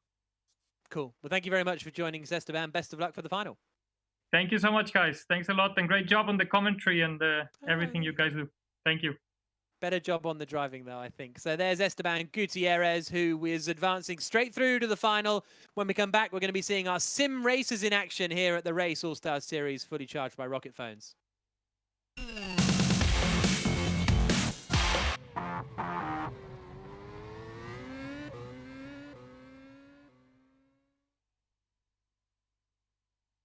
Well, Jack, you're absolutely right. Gabby Chaves has made a home for himself in the last chance qualifier. I think he has been I was going to say the victim, but perhaps the victor of good fortunes. He seems to keep his nose clean when he gets to the finals, and you can hear Gutierrez say it. Consistency is key. I don't necessarily think he has the pace, but making the final has to be the first step. Yeah, absolutely right. Maybe Gabby Chaves just loves Jones soda. I don't know, because who was it last week who had all of the Jones soda bottles open and... Where's Ed Jones this week? Was it not? It was Ed Jones that was always in the Jones soda. I'm waiting for Ed Jones to win the Jones soda last chance qualifier. He's not in it this week. It's a shame. It's a shame. There's going to be some competition in there as well, because there was some chaos in the first Pro Drivers race. With that, though, we do have another Legends race coming up in just a little bit. We've got a sim race in between with the Pro Sim drivers, whoever they are. Now, they're pretty damn quick, but we've got another Legend standing by for Jack to speak with, and it is none other than Jack Brabham. David Brabham, thank you for joining us. How are you enjoying this sim racing? Like, I feel like you've got the pace, but something always happens. So you're in the mix and in the chaos. Yeah, I kind of feel like a bit of a magnet, to be fair. I mean, I've not been able to get through the first corner without an accident somewhere, and then it's a better chasing the pack down, which I always enjoy. Yeah, this weekend I'm struggling for a bit of pace. I was kind of surprised to actually be 10th in qualifying. I finished 10th, so I look forward to the next one. Yeah. How long have you been doing the sort of sim racing stuff? Is it only since global events, or had you been dabbling a little before then? No, it's global events. Yeah, never really touched it. And it's kind of interesting because I do kind of get a bit mad and I shout a bit. And I always used to tell the kids off when they were playing games and they'd lose it. And I'd tell them, stop it, because, it's just ridiculous. And now they've got their own back because they're seeing me do exactly the same thing, probably 10 times worse. But you haven't smashed anything yet? You haven't broken any screens or anything? No, I haven't smashed anything, but boy, it can be frustrating. With this car too, you do a lap and it's quick and you think, well, how did I do that? And then you try and copy it the next lap and it's like, you're half a second slower and you just don't know why. So it's a challenge for everyone. But a couple of the guys obviously are really super quick, like Jenson and Mags has been pretty quick as well over the course of the races. And just trying to figure it out. Cool. Well, thank you very much for joining us, David. All right, thanks, guys. And of course it is David Brabham. Listen, Jack, your first name, his last name, it's easy to do. But nonetheless, he's right. We started. Sorry? I'm not criticizing. I've done worse. It's fine. I was criticizing myself. I would never do that to you and put you on the spot like that. But what I will say is we started out in a Brabham car. So for the switch to the McLaren, maybe that's what it's in. Nonetheless, pretty cool to hear the inconsistencies of that car is tough to get used to. I do love as well the relation to his kids being in gaming, because my dad used to do that to me too. He'd be like, get off the computer, stop yelling. And I've heard him do the same when he's tried my sim rig, which is kind of interesting. It's kind of fun. Julia and I don't know what your experience is with that in terms of parents around sim and certainly growing up with your dad in karting and racing. Oh, we've all been there. We've all been there having a little game and your parents are like, what are you doing? It's only a game. It means more than that at the time. And I just love all these interviews with the legends. They're all so happy. When he gets cross. Yeah, I think it's pretty impressive. It's pretty cool. I love also that Gutierrez is saying he's doing the Nürburgring 24-hour. There's so much sim going on, so much activity in the racing world, and it's all brought people together. Legends more so than any. We've got so many different drivers on one track to entertain you.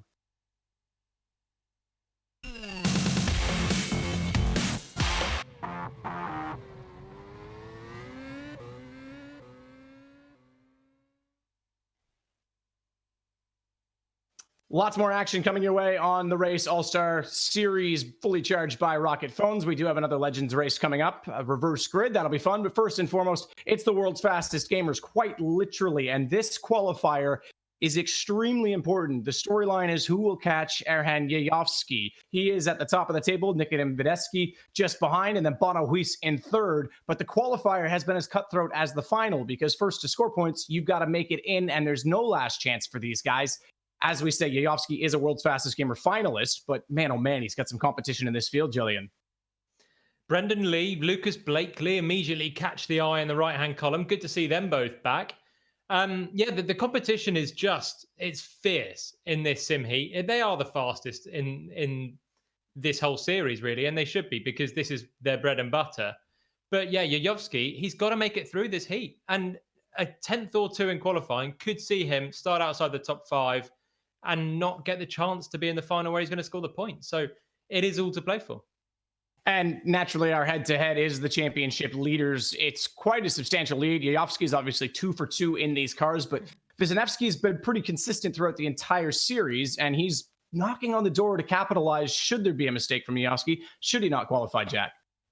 Yeah, the gap is 14 points between Yayovsky and Wisniewski. You get 35 points for the win, and you get, if you finish 6th, you get 20th. So, 20 points. So if Wisniewski were to win and Yayovsky finished 6th or worse, then Wisniewski wins the title. So it's not absolutely insurmountable, as we see Erhan Yayovsky in qualifying. But before we even get to that, as you say, they've got to get through this race and through the top 5 and into the final. So here comes Erhan Yayovsky, half a tenth down in Sector 1, but Sector 1 is so short. Everybody pretty much is doing the same lap times in that first sector because it's just braking for the right, then flick through the left. It's the middle sector really where all the time is on this lap. And at the moment, it is Yayovsky on provisional pole position. Oh, and he spins it. So that's his run done. Siggy second, 3/10 adrift. Wisniewski third. Pawlowski fourth. Brzezinski in 5th position. Then Simontic, Huis, Toman, Terzic, Berliak. The top 10 at the moment. As we look at Nikodem Wisniewski, can he try and climb up the order? Everybody at the moment, 3/10 of a second adrift of Erhan Yayovsky. 4 skis in the top 5. It pays to be a ski in the sim racing heats, that's for sure. But Yayovsky is the top ski, 3/10 clear of Kevin Siggy, who's been really quick as well at times. And let's see what he can do at the end of the lap. That's Wisniewski in the bottom left, Siggy in the bottom right, coming through the final corner. Yayovsky can't improve. Siggy might be able to, but he needs to find a lot of time if he's going to depose Yayovsky of pole position. Wisniewski goes second, so he gets up onto the front row at least, gets ahead of Kevin Siggy. Brzezinski fourth, Pawlowski in 5th position. Alan Terzic across the line to go 6th, ahead of Simončić, Huis, Toman and Berliak.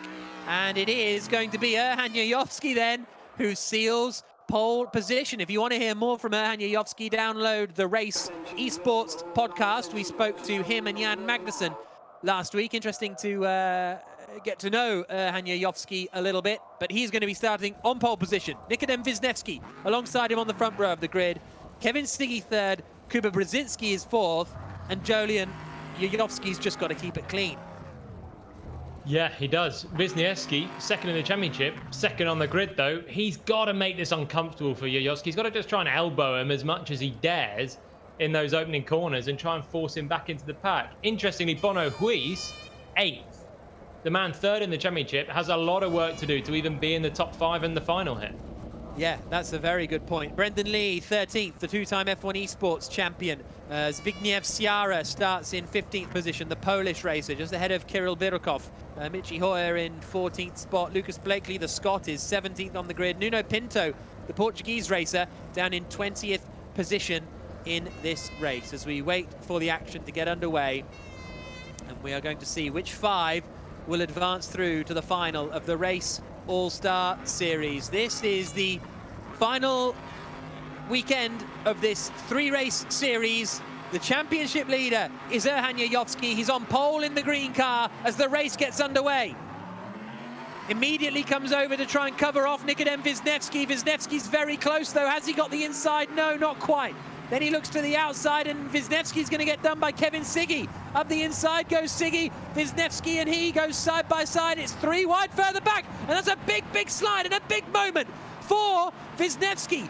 Where is he going to fall back to? Siggy's second, Brzezinski's third. Wisniewski has just about held on in 4th position, but he was nearly out of that, Jolyon. Yeah, huge slide on the power coming through turn 2, fighting with Kevin Siggy, and he's just lost another place or two, has he? Where's he gone now? He's down to 7th place. Huis and Simončić have got past him on the run down into the hairpin. It's all falling apart for Nikodem Wisniewski, who drops to 7th place. The 2nd place man in the championship, who started 2nd on the grid, is now down into 7th spot, and we're on board with him now. Yeah, he's got to make this through on Jonny Simončić, our round 1 winner. back and 7 weeks ago. And that was on this track as well for Simoncic, but now Wisniewski needs to just get his elbows out, and pretty much like that, passes Simoncic side by side still through the right-hander, and now Simoncic launches it off wide, and they're still side by side up to this very quick chicane. Who's behind? Berliak wants to make it 3 wide. Here they come towards the chicane. We're looking on board with Berliak, and Simoncic is holding it on the inside, but Wisniewski does well. Round the outside, up into 6th place. So it's Bono Huis versus Nikodem Wisniewski, who you can see in the bottom left.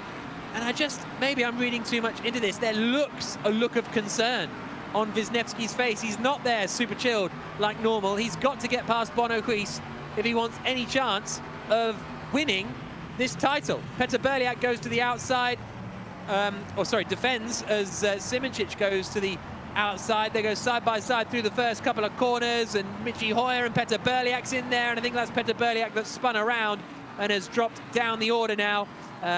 Or was that Siebel? I think it was Siebel that spun around. So busy out there as Michi Hoyer and Petr Berliak fight over 8th place. Yeah, just about keep it clean through the left, right, and now they go downhill to the hairpin.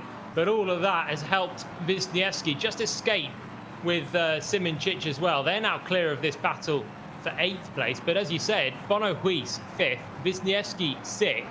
Both of them have a chance to win the championship. And as it stands, one of them will not be in the final. And as it stands, it's going to be Wisniewski unless he can pass Bono Huis in the next 3 and a bit laps.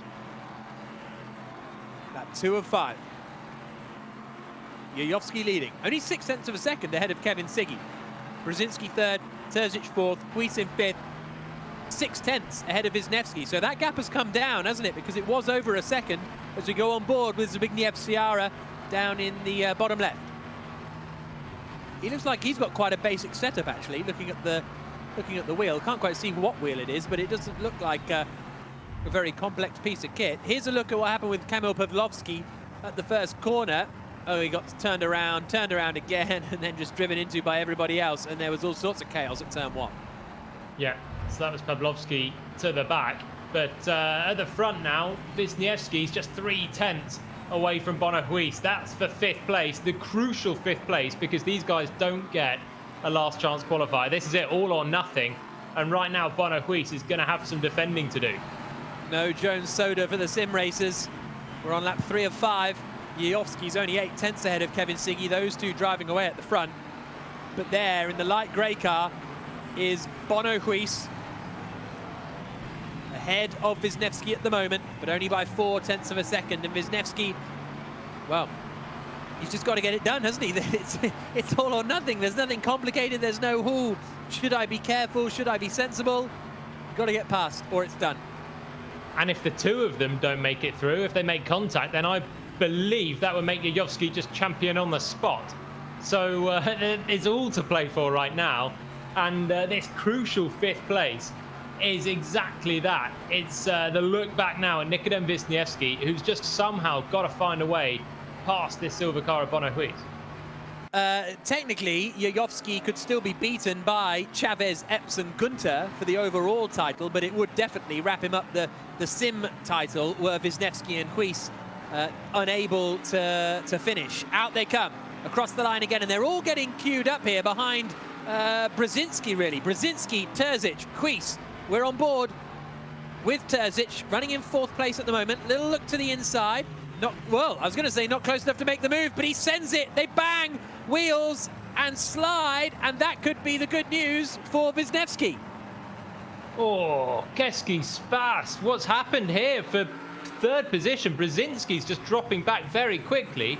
Terzic makes it through. He had to go for that huge lunge into turn 1, but it's Brzezinski suddenly lost all pace. He must have made a big mistake on the last lap. So Yayovski leads, Siggy 2nd, Terzic 3rd, Brzezinski 4th, and Wisniewski is back up into 5th position. Let's see if we can figure out what happens. It starts then.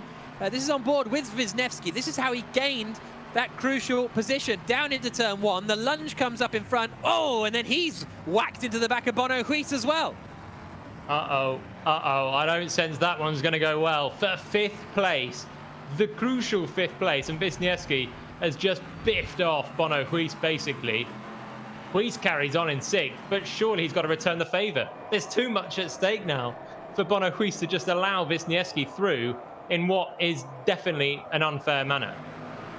Jurnej Simoncic we're on board with in the bottom right. He's running in 7th place as they come up through the chicane. Look how close Huis is to the back of Nikodem Wisniewski.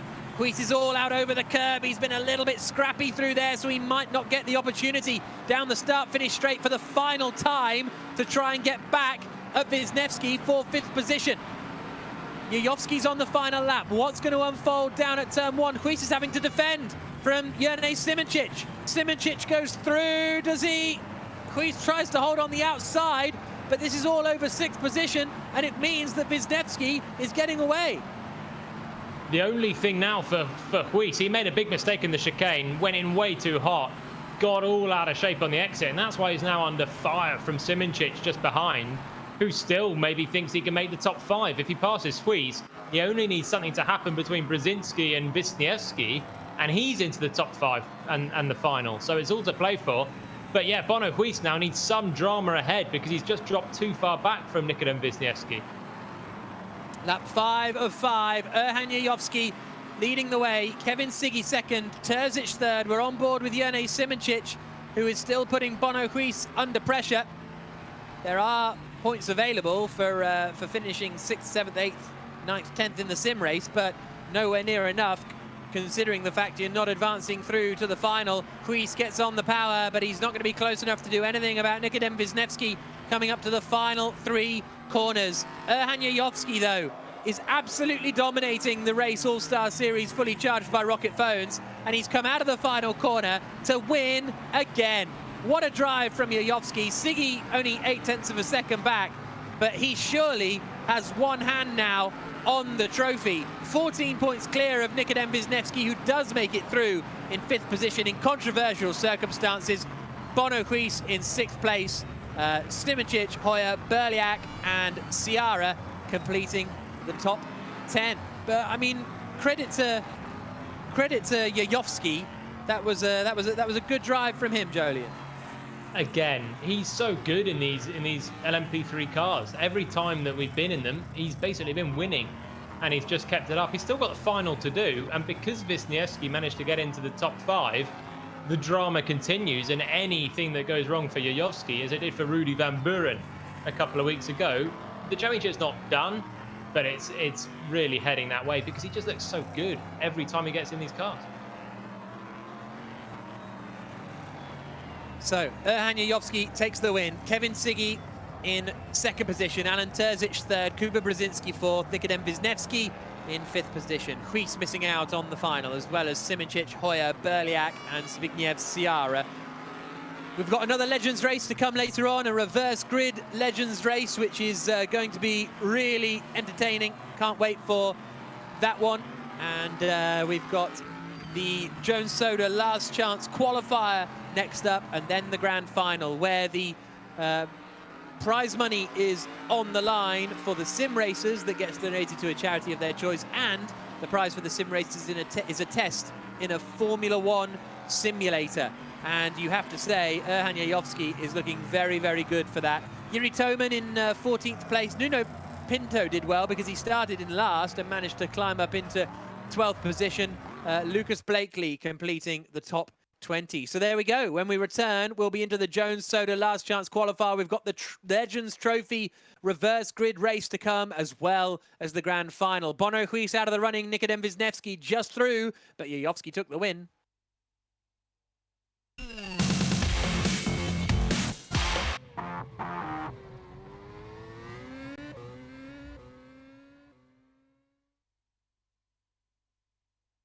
We'll talk about drama before we even get to the final. Wisniewski gets all over the place at the start, drops down the order, and Huis doesn't even make it through. Terzic capitalized on all that. He went well up the order, finished 3rd place, but that had a little bit of everything. Jejowski again, dominant at the front, Jillian. Yeah, Jejowski great. Wisniewski, that move though on Bono Huis, not good. But he made it into 5th, and you know, he's got away with it. He's into the final. But if I was Huis, I would have just fired him straight at the next corner. No, thank you. I mean, I know it's probably unintentional, but You can't just get through like that. The stewards turned a blind eye to it, and Bono Huis he's out for that. Yeah, tough. Yeah, that is a bitter pill to swallow, undoubtedly. He does pick up points for, as you say, Jack, 6th place, but no chance to capitalize in the final with Yayovsky through. That pretty much brings it down to a 2-horse race when we get into this. Of course, the Legends race first, but when we get into the final. Yeah, and Wisniewski's not showing the driving necessary to win the title, because he qualified second, but he was super loose at the first corner, almost spun there. That's what dropped him back in the order. That's what got him into the mess.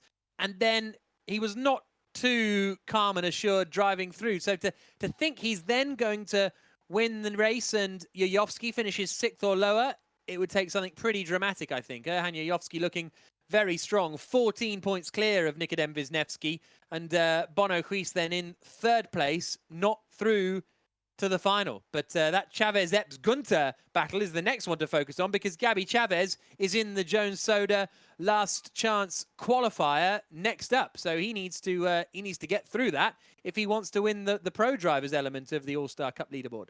Yeah, and he's been in that many times. One of the pro drivers you guys touched on earlier about Rig was Stoffel Vandoorne. I know he did start on a G29. He's better upgraded. Yeah, I think he's upgraded to a Fanatec DD, but we'll find out now, because he actually gave us a little bit of tour of his setup at home. Hey guys, I'm gonna give you a quick tour of my home simulator setup and show you what I'm using to do all these virtual races. So let's start with the cockpit, which is Track Racers. It's kind of a GT style setup, but very, very comfortable. Then obviously one of the most important bits is the steering wheel, which is provided by Fanatec. It's a direct drive with the Formula 1 steering wheel onto it. It's got a lot of steering wheel buttons as well, which is very, very handy for all the steering changes we have to do during the lap. Still running a very small screen at the moment. I do actually have a bigger screen. I just don't have the mount yet to put it on my gaming rig. And then come to the final bit, which is obviously very important, my super fast computer made by overclockers. So now I'm able to stream everything. I've been streaming a lot of my races, showing you guys around how all this virtual racing is going, and I'll be back this weekend. So make sure to tune in, and I'll see you soon. Pretty cool. First one to actually show us the PC as well. He's got a custom glass on the side of that with his name and logo. That's pretty special, actually. I kind of like that. Just get like a Sharpie and write it on your own. I could actually. I don't know if anyone's. It had to be like silver, I think. I've got a pretty dark side to the case, but I don't know that I'm deserving such as he is on that lovely DD. With that, we're going to take a break, come back. We get ready for the last chance qualifier.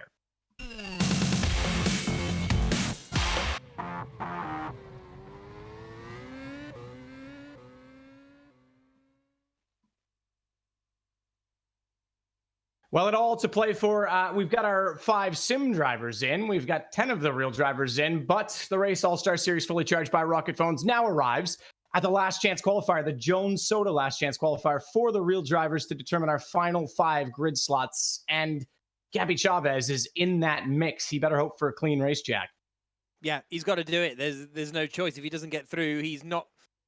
I mean, technically, he could. No, he couldn't win the title if he doesn't get through. I think it's done because Gutierrez has already booked his place in the final. So big pressure, I guess, on Gabby Chaves. But we've seen him do it so many times in the Jones Soda last chance qualifier. So he has to be the favorite, despite not making it through in the first round. Yeah, and I've said he's an opportunist in a lot of ways. I think he's capitalized on consistency and other people's mistakes. Hasn't always gone that way in the qualifier, Gilliam, but he finds himself here again. As Jack said, Gutierrez is already through. Epps is in as well, so it is pressure on. There's no chance of lucking into the win at this point. He has to get there. Yeah, and Guenther as well. All 3 of the main rivals are through. So if he doesn't go through, he doesn't win. It's as simple as that. He's been good in the past in this last chance qualifier. He's got pace. That's why he's where he is in the championship. Pressure's on now, though. There's something real at stake at the end of today. And if he doesn't get the most out of this race, he ain't getting it. It's tough to go into the last chance qualifier too. Sure, you could say he's the one that has the best pace in theory, but you've got a number of drivers in this field who maybe got binned off in race one and are probably have paced themselves, but maybe a little angry by that. It might be a little more reckless. So you're at risk a little bit more. That said, we are going to jump into the Jones Soda last glance qualifier because cars are on track. We'll be there in just a sec.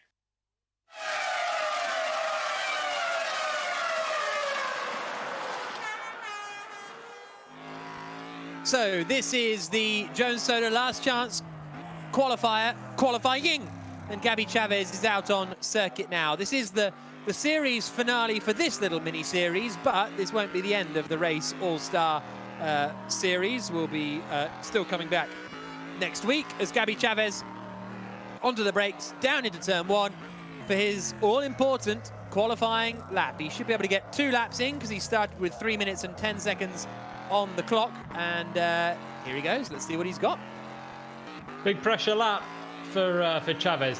Generally, what we've seen so far in qualifying is the first lap being something more of a banker, and then they can just absolutely fly through that chicane at the end, take a little bit more risk and find a bit of time on the second lap, and Chaves should just about, as you say, get 2 laps in him. Here he comes into the hairpin. Back out, up towards the Schumacher S's. Reasonable first sector for Chaves as he swings into the left and then the right, using all the curb on the second part, none of it on the first, and now the final 2 corners before coming out onto the back straight. Look at the concentration on his face.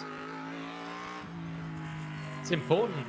Couple of corners to go, and if he starts in the melee, as Matt was saying just before we cut to quali, the other drivers generally, they're in here because A, they're not as quick, they didn't qualify quite at the front, but they might have got caught up in tangles as well. Harry Tincknell was one that did in his heat. He's been quick. Well, that's him bottom right, Gabby Chaves bottom left and on main screen. But let's see what they can do. If Chaves doesn't qualify on pole, he's at a much higher risk of, if not getting in the top 5, being caught up in the chaos, but he's gone provisional pole by 3/10. That's a really good lap. Tincknell second, Newey third, Ben Yahia fourth, Shongalal in fifth. Collado is immediately beaten by Guerrier, who's in 6th position. Collado 7th, Adam 8th, 9th for Priaulx. DeFrancesco completing the top 10. 11 cars separated by 0.8 of a second with 1:20 left on the clock. Adam Christodoulou in 17th place, but Gabby Chaves in there as he battles for the overall title for the pro drivers, which the prize is $30,000 to a charity of their choice. Jenson Button, by the way, for his $10,000 for his charity win earlier on, goes to Project Angel, which is a charity that prepares and delivers healthy meals to feed people impacted by serious illness, bringing comfort and hope every day. Angelfood.org if you want to find out more about them. But that's where Button's money has gone, as Aidan Millwood now comes out of the final corner. Currently 18th, he jumps up the order to... No, remains in... oh, that's because here he is on the bottom left. He hasn't finished his lap, that's why. As he comes into the left-right, a little bit not bothering with the apex at the left-hander, and then comes out onto the back straight. But Chaves quickest at the moment, Tincknell second, Newey third, and Chaves not doing another lap then. So can anyone get up and beat him? Here's Newey, the man in third, dancing through the final chicane all over the curbs. Looked pretty good. He's got 4/10 to find if he wants to get on provisional pole. Collado goes second. That's a nice lap from James Collado. Newey's chuffed with that one, and he's gone to the top. Huge lap from Harry Newey, and he was delighted with it on that inset. Wow, so he's just managed to get ahead of Gabby Chaves. So Harry Newey on pole position for the Jones Soda last chance qualifier. Chaves in second, and that is going to be quite the battle on the run down towards the first corner. How seriously, not seriously, but how cautiously does Gabby Chaves take this, Jolyon? I find sometimes you think about it too much, you go too cautious, and you end up in trouble because of that. Here's a look at the grid. Harry Newey in the bottom left there is on pole position. Gabby Chaves alongside him on the front row of the grid. Harry Tincknell there in 5th place. Michael Benya here in 6th position. Sean Galal 7th. Jonny Adam in 8th spot. 9th is Seb Priaulx. Lachlan DeFrancesco completes the top 10. Bobby Thompson in 11th ahead of Adam Christodoulou. in 12th. A reminder, the top 5 go through to the final. Kevin Hansen, 13th. That'll be a bit disappointing for him because he was running towards the front earlier on. Nicholas Hamilton, 14th. James Pull, 15th. Not good from Scott Mitchell, 16th place after performing a little better than that earlier on in the first groups. So, pole position for Harry Newey. Gabby Chaves alongside him on the front row of the grid. And this is the Jones Soda last chance qualifier. 5 to go through to the grand final. The last 5 spots up for grabs. Newey on pole, Chaves second, and it's a lot of wheel spin for Newey. Chaves immediately gets up alongside. Can he get the lead of the race on the run down towards the first corner? Collado trying to get into 3rd position, and Chaves has got it. He's found the inside line. Everybody's steaming into turn 1. Harry Tinknell's gone around the outside and finds himself in 4th place. Great move from Harry Tinknell. I don't know how he's climbed that far up the order, but Chaves leads, Newey second, Collado 3rd, Tinknell in 4th position. Held his nerve. Gabby Chaves, really great start, and it was Newey that had a bit too much wheel spin and ended up dropping back and nearly got swiped by a load of other people coming through.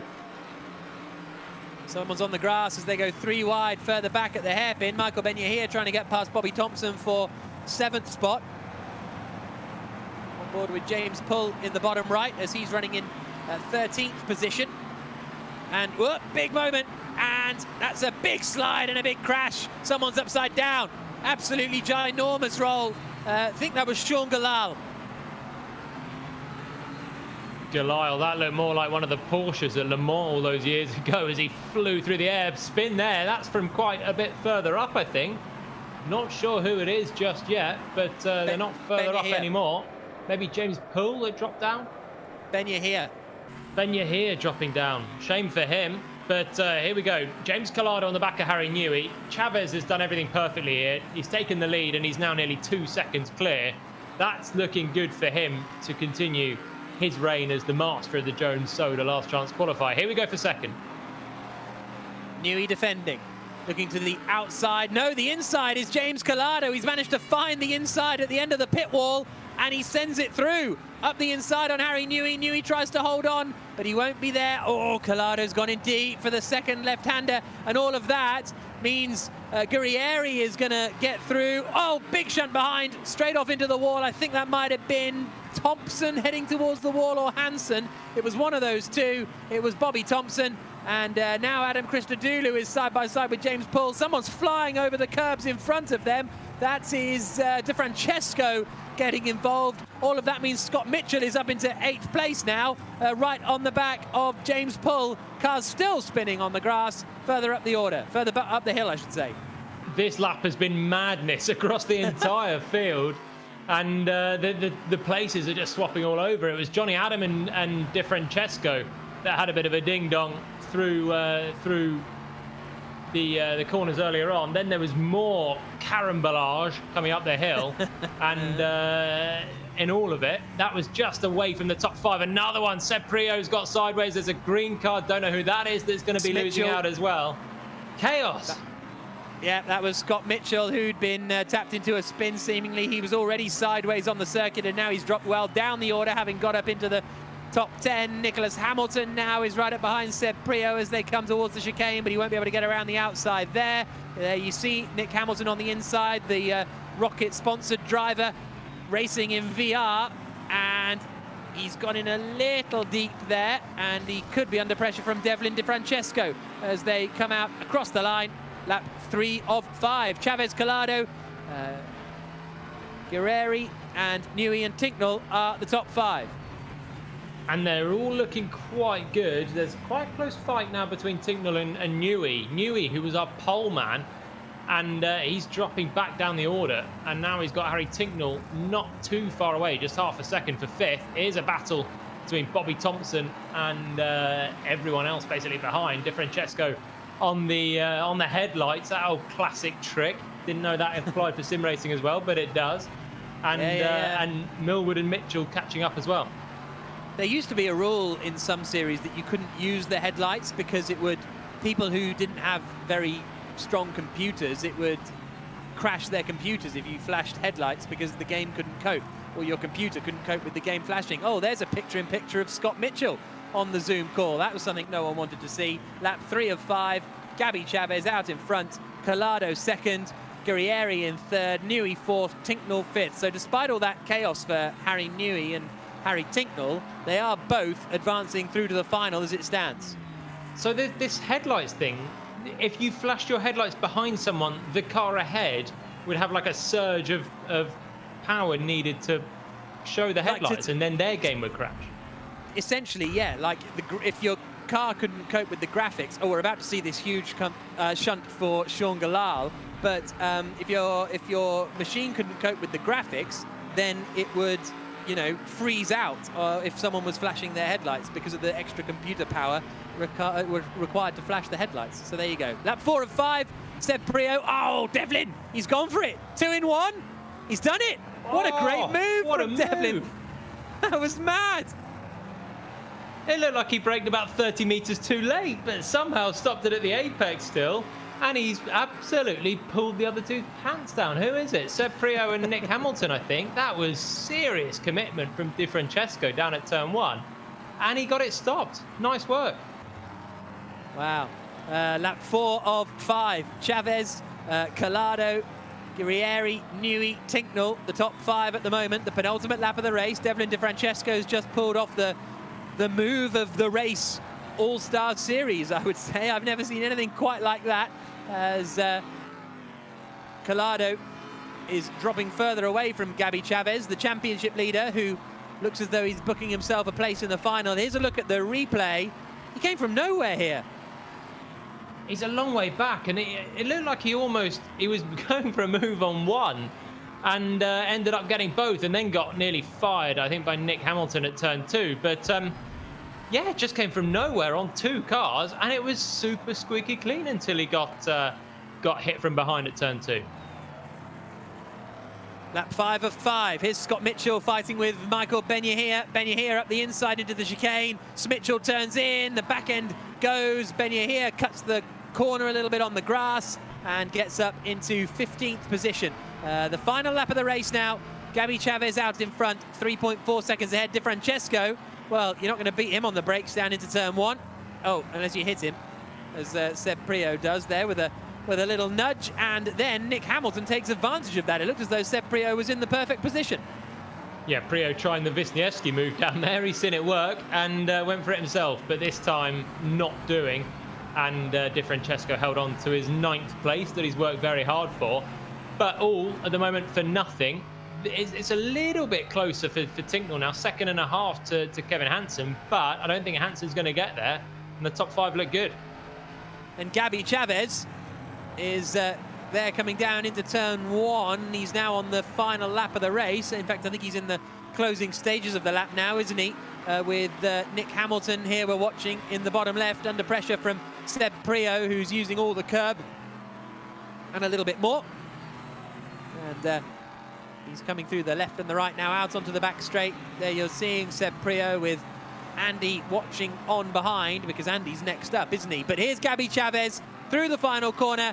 The championship leader books himself a place in the final of the race All-Star Series, fully charged by rocket phones. And James Collado will finish in 2nd place. Seb Priaulx to the outside, onto the grass, across the gravel.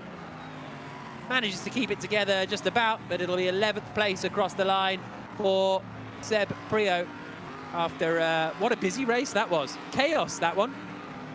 A lot of action, mostly not coming in the top 5, but good job there from all of that top bunch. So Gabby Chaves takes the win, James Collado 2nd, Esteban Guerrieri in 3rd position, Harry Newey 4th, and Harry Tinknell completing the top 5 after a very chaotic Jones Soda last chance qualifier. So we can now speak to Gabby Chaves, championship leader. He's in the final now. Gabby, how much pressure did you feel in that race? Because you had to make it through.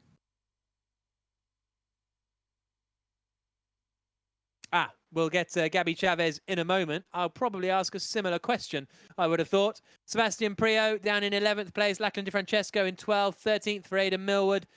14th, Bobby Thompson. 15th, Michael Benyahir. Scott Mitchell, 16th. 17th, Adam Christodoulou. And Sean Gallard not finishing after that ginormous accident at the end there. Absolutely huge for Sean Gallard at the end there. I should say at the start there. Now we can hear, I think, from Gabby Chaves. Gabby, a good race. How much pressure did you feel going into that last chance qualifier? Gabby, can you hear us? Gotcha, Hello, guys. Gabby. Yeah, okay. How are you doing? How was that? A lot of pressure for that race or not really? Yeah, I mean, I don't think I've made it to the final in a straight shot yet, so I got to stop doing this. It puts unnecessary pressure because I feel like I definitely have the speed. I just somehow, somewhere or another, I keep ending up in the LCQ, but thankfully made it through and, in the points battle to hopefully get that 30K for the charity later on today. Something we've been wondering about, what's your wheel attached to? Because it seems like it's just on like some metal that really moves around a lot. It doesn't seem very sturdy to us. Show you guys. Yeah, this is it's an old chassis I got, I think in like 2005, and it's where I built my first simulator. It's been with me all over the country, like 4 different homes I've moved, and it's not very sturdy with a direct drive wheel, but it does the job. Okay, well, seemingly so because it's another win, and we'll see you in the final. Absolutely.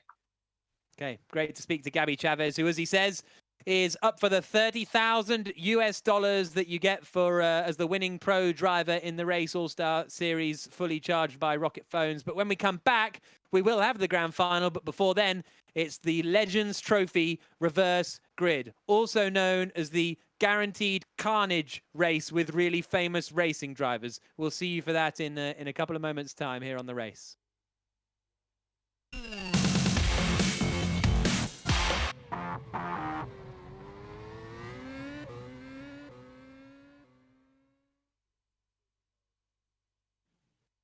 Well, ultimately, we get what we wanted. Chaves makes it in. That puts our 4 protagonists in the title hunt for the pro drivers into the finals. So we've got a battle to watch for, even though it might be further down the field with the sim drivers at the front. Yovsky and Wisniewski are the ones to watch. Pretty good race. Devlin DeFrancesco, I thought he was not making that corner at all. I thought he was into the wall and gets 2 and 1, gets out of it. Pretty impressive. And he didn't even go that deep as well. He seemed to actually get the apex. It looked like he had like a stuck throttle. He just went when everyone else hit the brakes, like he was going to have a monster shunt, and somehow just stopped, made the corner, and he just made them. The others must have been braking very early, cautiously watching each other, and he just went for it, didn't he? I guess you could say he went like a rocket.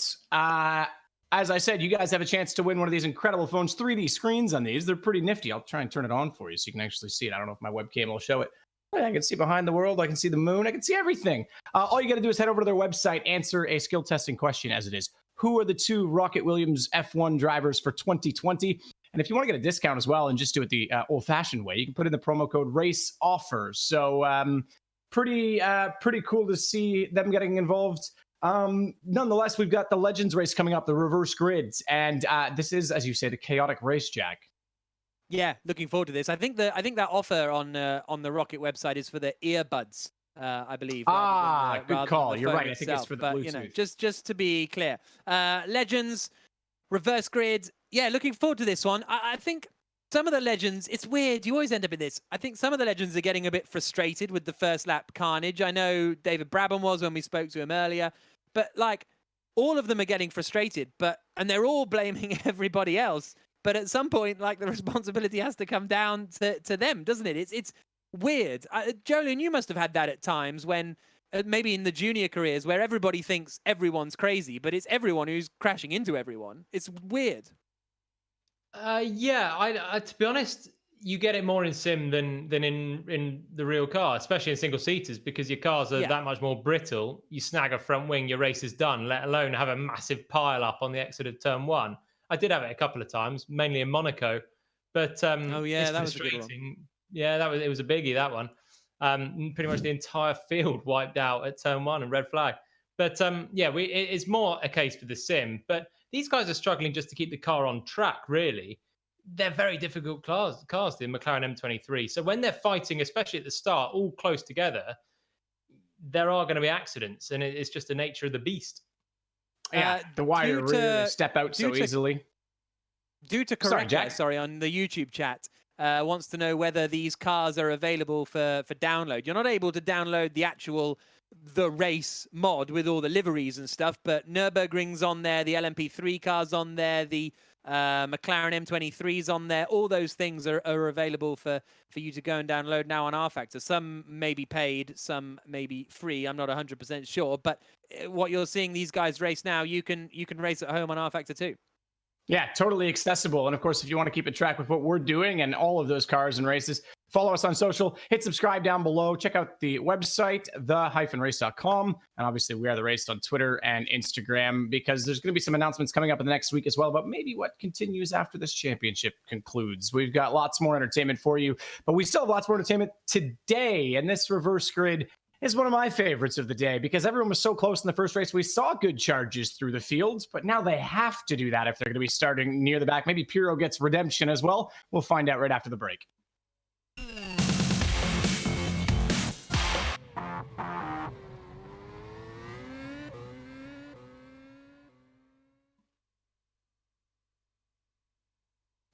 So if I put my shirt on backwards, I would be going forwards for this race as we get back into the Races All-Star Series fully charged by Rocket Phones. It's the reverse grid for the legends. Many of them who are at the front of this reverse grid found themselves probably going backwards in the last race. It's a battle of survival oftentimes for these guys, Jack, but now we get to see who really is got the elbows out to come through the field.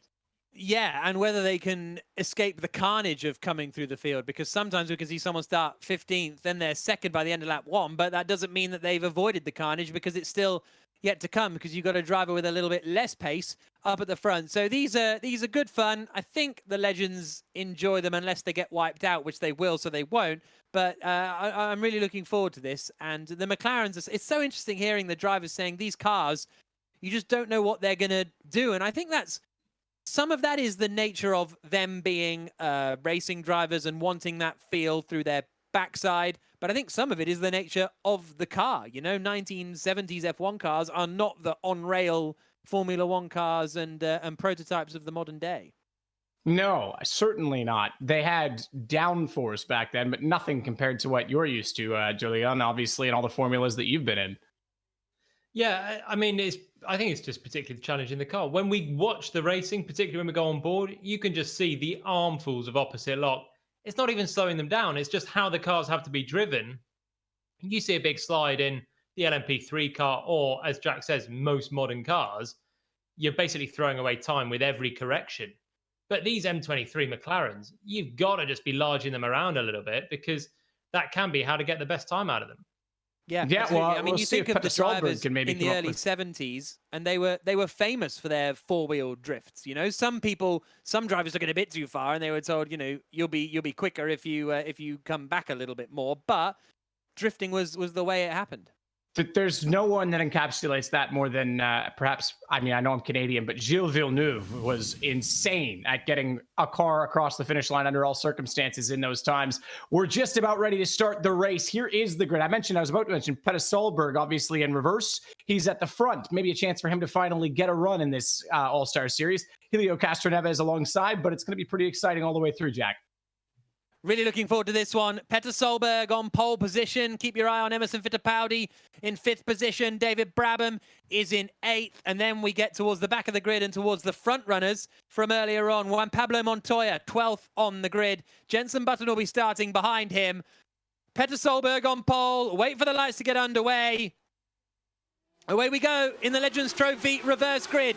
Castroneves doesn't get away well. Solberg gets away very well indeed. Dario Franchitti starting in 3rd place, sends it to the outside on the way down to the first corner. Can he avoid the chaos this time around? Looks as though he just about has. Oh, Tonio Liuzzi gets a hit. Does that allow Franchitti through and up into 2nd? No, not quite. Slots into 4th place. Everybody else pretty much safely through the first corner, although someone's had a mad spin halfway down the straight and collected someone, but Button just about managed to avoid it.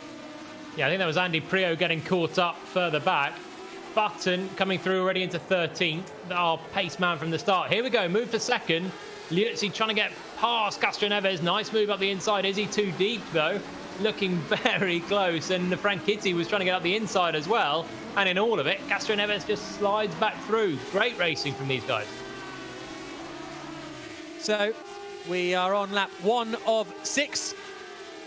And there you can see Adrián Fernández in the inset in 5th position, trying to close down on Dario Franchitti. Petter Solberg leading the way, Castroneves 2nd, Tonio Liuzzi 3rd, Franchitti 4th, and then we've got Fernández in 5th. And here comes Dario Franchitti in 4th position, right on the back of Tonio Liuzzi as they come up towards the left-hander. Liuzzi a little bit wide through the quick ride on the back straight. Franchitti tries the dummy, super late on the brakes. Oh, that's carnage. Franchitti went for it, took out Castroneves as well, but sort of makes the move stick, and Liuzzi's got a wheel on the gravel and he's round. Yeah, went in too deep, couldn't turn him because Franchitti was there, and Liuzzi then, who got pretty much passed by Franchitti straight lining the chicane, manages to just catch the gravel and spin. Here we go, Franchitti on the inside of Castroneves, nice and late on the brakes, doesn't lock up, maybe had a bit of a whack on the side, but through into 2nd place. That's a big move, because he needs to try and eat into that 3-second lead that Petter Solberg's already built up. So Petter Solberg in 1st place, as you say, 3 seconds ahead of Dario Franchitti. Hélio Castroneves is in 3rd, Adrián Fernández 4th, Juan Pablo Montoya 5th, Turner, Papis, Servia, Buttons up to 9th place, right behind Oriol Servia, the Spaniard, in their battle over 8th place. There's Juan Pablo Montoya passing Adrián Fernández down at the hairpin. You're going to have a go at me for talking about Montoya more, but he's up into 4th from 2nd last, and that was Button pointing the wrong way down at the hairpin. So our top 2 from the first race, Button has just gone back to where he started, right at the back, having won the earlier race. Montoya from 2nd last on the grid is up to 4th. This is a look at what happened to Button then, down into the hairpin, sent it, whoa, and into Pirro. Oh, and Magnusson, that was Magnusson spinning around as well. So that was a different time. Yeah, and that was Magnusson as well has been in the wars. He was 3rd earlier on. So both Button and Magnusson, to be honest, Jenson went in a bit hot for that hairpin. Here goes Montoya for 3rd, past Castroneves. Castroneves really probably turning in there on Montoya and forcing himself wide onto the gravel. But yeah, I think Button really went in a bit too hot with all those cars just ahead and ended up clouting the side of someone. That wasn't his big spin though.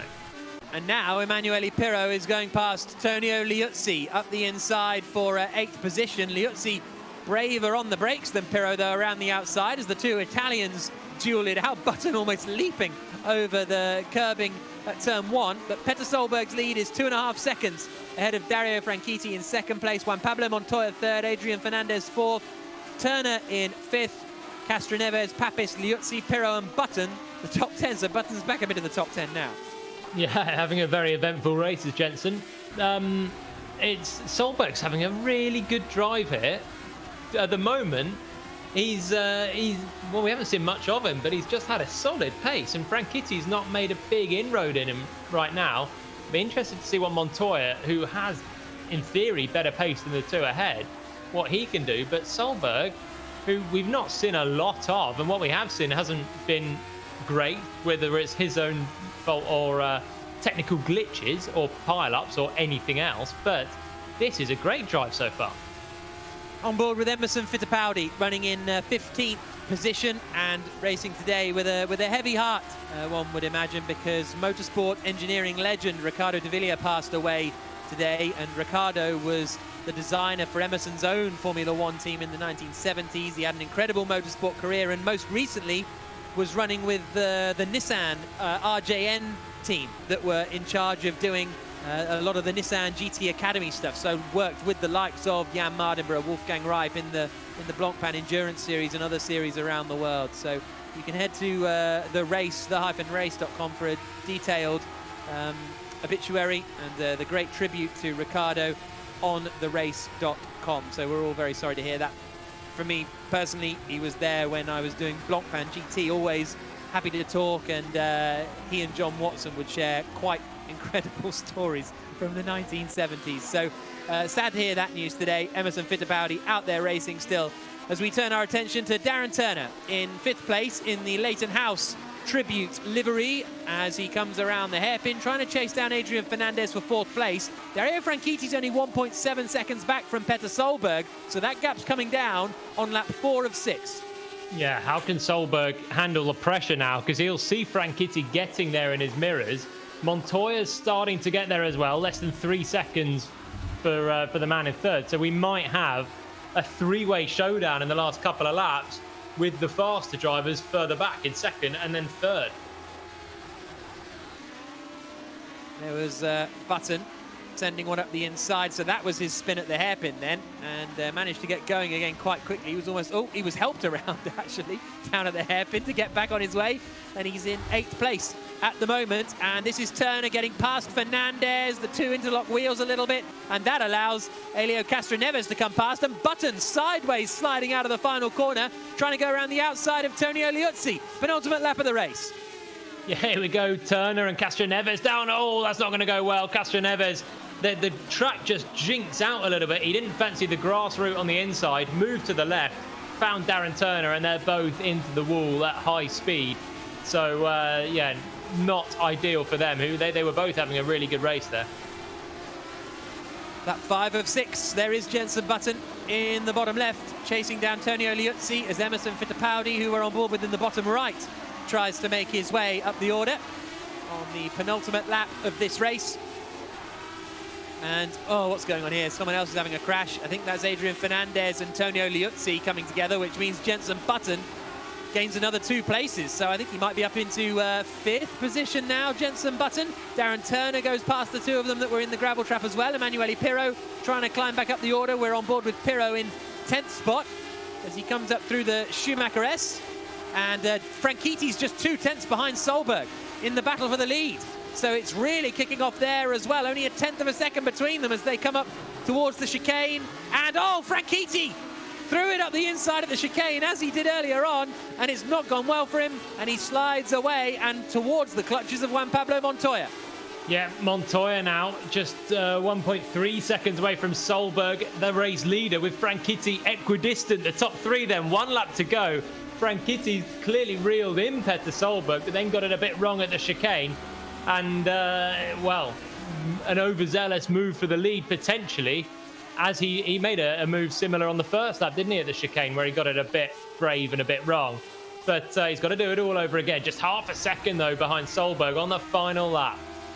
On board with Juan Pablo Montoya, running in 3rd place, on the power, down towards the hairpin. Solberg looked a little bit wide on the run down towards the right-hander. There is Juan Pablo Montoya, leaning back in the chair. Franchitti, oh dear. Oh dear, oh dear. Nerfs Petter Solberg off, and now the 2 kart rivals from the late 90s are going wheel to wheel. Dario Franchitti ahead of Juan Pablo Montoya on the final lap of the race. Big slide from Franchitti. Montoya, does he fancy the inside? He goes for it.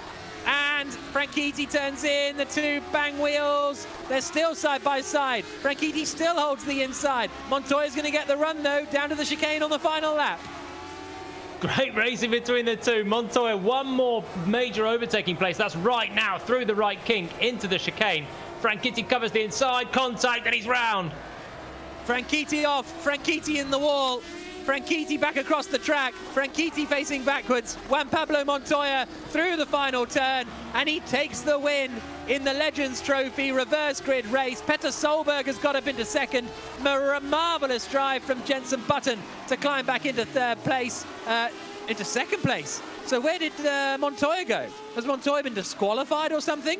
Because he came across the line to win it, and now Solberg's won it. Well, we'll wait for the official results. Here comes Jan Magnussen across the line in 7th. But there's a lovely bit of carnage in the reverse grid race here in the race All-Star Series. The Legends Trophy across the line. Solberg, Castroneves, Franchitti, the top 3 according to the timing screens now. So we'll see what happens there. That was chaos. Absolutely, yeah. Even at the end there, Franchitti into Solberg, then Franchitti and Montoya with 1 major corner to go, 2 corners of the race. And they're just hitting each other, basically. I don't know who's won. Montoya won on track. Solberg now, it says, has won. But has there been a glitch, or did Montoya get a DQ for something? Yeah, because sometimes you can get disqualified in the game. We've seen it earlier on, maybe for a jump start or some such if you don't serve the drive-through penalty. So we'll wait and see what happens when we get the final results. But at the moment, it looks as though it's Petter Solberg that has won the race. There we go. Hélio Castroneves in second, Dario Franchitti in third position, Turner fourth, Pirro fifth, Monteiro. So what happened to Button in all of that? It's lovable chaos, isn't it, when these legends take to the track? Very, very busy 6 laps of racing, with Petter Solberg coming out on top after starting from pole position and leading most of the way until his collision with Dario Franchitti. And he then held on to take the win. Button looked like he'd done a great drive to recover back up into third place. But we can now check in with the dramatic race of Dario Franchitti. Dario, there was, some robust racing out there, and you're ambitious with your overtakes. Yeah, I hit Petter. He caught me by surprise how early he braked, and I ran at the back of him. Absolutely no excuse on that one at all. He had a little earlier in the race. I'd gone alongside him going into the chicane, and he had a bit of a swipe at the side, but. Yeah, it was it was definitely robust. I don't know who was I involved with on the last lap that spun me around. Juan Pablo. Just like old times. So, people want to know about your gloves, Dario, because what gloves are they? They look really quite big. Yeah, they're all sort of 2013 gloves, Alpine Stars. I like the long glove, so yeah. Don't quite need the fireproof protection that they provide, so I made them a bit shorter, but without it, the wheel gets really, get a bit sweaty. Thank you for joining us, Dario. Catch you later. Thanks, boys. So there's Dario Franchitti, and we can also speak to Petter Solberg, I believe. Petter, congratulations, a win. What a great race. I had a very, very good start, and I was really good fun. And I must say that I started to be nervous on a couple of last laps. I did a couple of mistakes, and this circuit racing thing is very new, very new for me. But end of the day, it was great fun, and I missed out on qualifying again, and I'm getting better and better. So it should be really good fun on the next few races. Yeah. Okay. Try qualifying next time. Good luck. Thanks, man. Okay. So there's Petter Solberg, then the winner of the Legends Trophy Reverse Grid. When we come back, we've got the grand final. There's $30,000 up for grabs for the top professional driver to donate to a charity of their choice. And for the top sim racer, with Erhan Yayovsky leading the standings going into the final race, a chance to win a drive in a real Formula One simulator. Who's going to come out on top? We'll find out in a couple of minutes' time.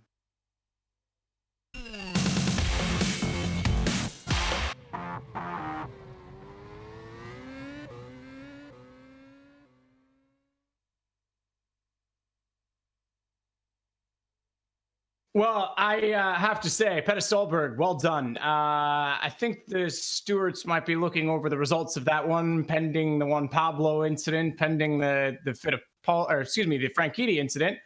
But Solberg finally gets something going his way. He's been having tough times, but I'm glad to see him smiling. I found out, by the way, his gloves last week. I was asking about the Canadian. Apparently, he had different gloves made for every race last year in the Rallycross. Those were just the ones he wore in Canada. Pretty cool. Who knew?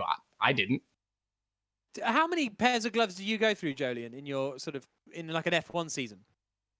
No, you can. I think generally, you get a new set every 2 or 3 races. But so with gloves and boots are the sort of thing that you don't actually like to change. I didn't like to change too much anyway because they get snug. Overalls you go through a lot more. Underwear you go through a lot. But the gloves, they don't get too sweaty, and they just they just feel snug. When you have old ones. Yeah. There you go. Yeah, I think as well. I think Jack's lagging out a little bit, but I think as well the other cool thing is that I have one helmet that's painted that I have to baby, and I think F1 drivers get an allocation of something like 17 now in a season. So yeah, I imagine there's a lot of gear that's gone through. But I thought that was a cool touch to have a different flag on his gloves for every single race. Pretty cool race though, nonetheless. We did see some hard charging battles through the back, and Montoya obviously, pending that result and what the stewards decide, is a star of the reverse grid, you have to say, Jolien. Yeah, from last to kind of win the race, basically. I don't know how he managed to get DQ or whatever happened, but he basically won the race. There was just so much chaos in the end, and I feel like quite a few of them were just like tiny errors of judgment in terms of the width of a car, the length of a car, not quite leaving enough space. And that last Franchitti Montoya one looked to be exactly that. The Franchitti Petter Solberg, I think Dario explained it pretty well. He just wasn't expecting that, tried to avoid it, and just actually ended up just careering into the back of Petter. Didn't matter because then he had an incident with Juan Pablo and Petter came back through to win. So justice was done. Julian, it's like it's karma. You'd know all about that, wouldn't you? It happens. Karma happens. And you know what? I'm actually pleased that Petter won after Jack Nicholls rudely stopped him qualifying for round one. Wasn't that Matt? Was I thought that was Matt. Was that not Matt? I feel like it was Matt's fault. My fault. Past the buck. Yeah. I think it was you. You were nattering. You were nattering. You were whittling on Jack. And quite frankly, I was disgusted. And so was Petter Solberg. So we're all happy he's won here today. Well, nonetheless, we do have to look forward a little bit. The final coming up of the championship. It's been 3 rounds of great action. Erhan Yayovsky has been the class of the field, winning as well as those 2 races, the previous 2 races, but also the qualifier today. He leads with a pretty healthy margin, 14 points over Nikodem Vineski, in second place. Bono Huis didn't actually qualify, so his chances are gone, null and void, but the pro drivers are wide open, Jack.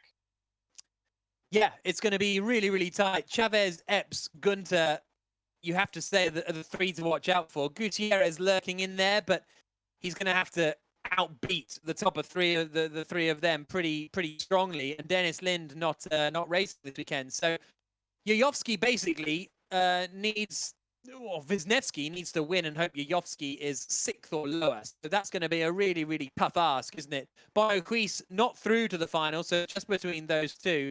And yeah, that Chaves, Epps, Gutierrez battle is going to be great.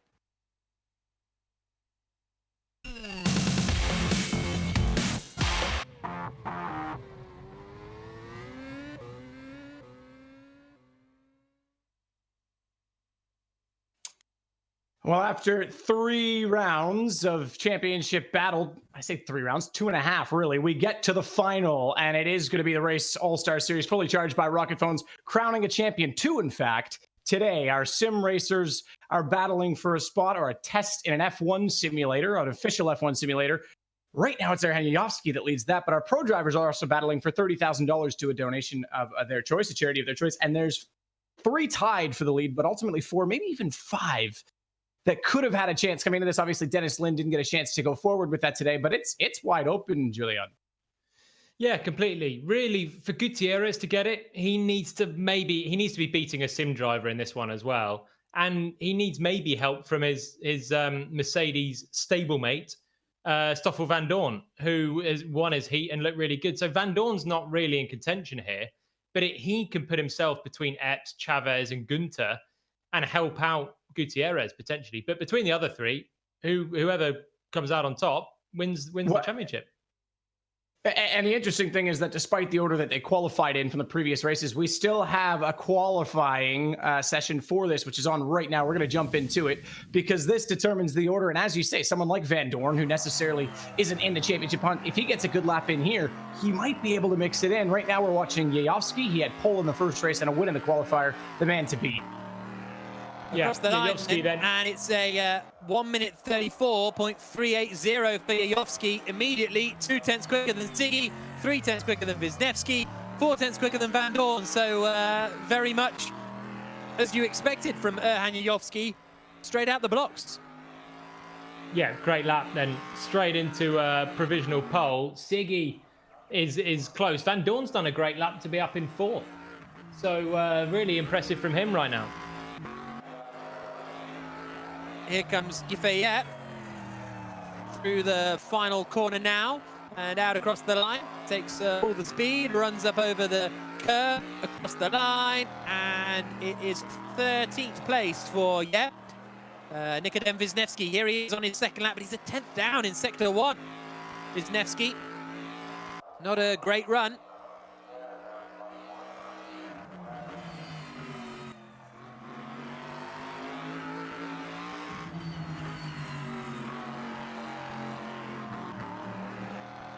Here he comes now towards the fast right-hander and then up the wall towards the chicane. You can see Yayovsky is chasing him down. Well, metaphorically as well as in reality, as they come through the final corner almost together. This is going to be a really quick switch of lap times. I think Wisniewski's going to go across the line first, and he goes second. Not good enough to beat Yayovsky. Yayovsky doesn't seem to improve. He remains on provisional pole position. Tom Ingram across the line, and he slots into 9th place. Guerrieri across the line in 14th place, but it's Yayovsky who takes pole position. Wisniewski second, Siggy third. So Erhan Yayovsky, if he wins the race, if he finishes in the top 5, then he wins the title, whatever happens, and the chance to win or the chance to drive a real Formula 1 simulator. Erhan Yayovsky on pole, Nikodem Wisniewski alongside him on the front row of the grid. The two title protagonists. Stoffel Vandoorne, the top of the real-life races. He's in 5th position. Kuba Brzezinski 6th. Terzic 7th. Max Guenther in 8th spot. Gabby Chaves quite a long way down the order. James Collado in 11th spot. Bradley Smith in 12th position. Esteban Gutiérrez there completed the top 10. Gabby Chaves 13th. This is going to be a really, really fascinating fight for the Professional Drivers' Championship. And then we've got Job van Uyt at 17th, Sebastian Montoya 18th, Harry Tincknell 19th, and Harry Newey completing the top 20. So, 14 points separate Yayovsky and Wisniewski. They are together on the front row of the grid.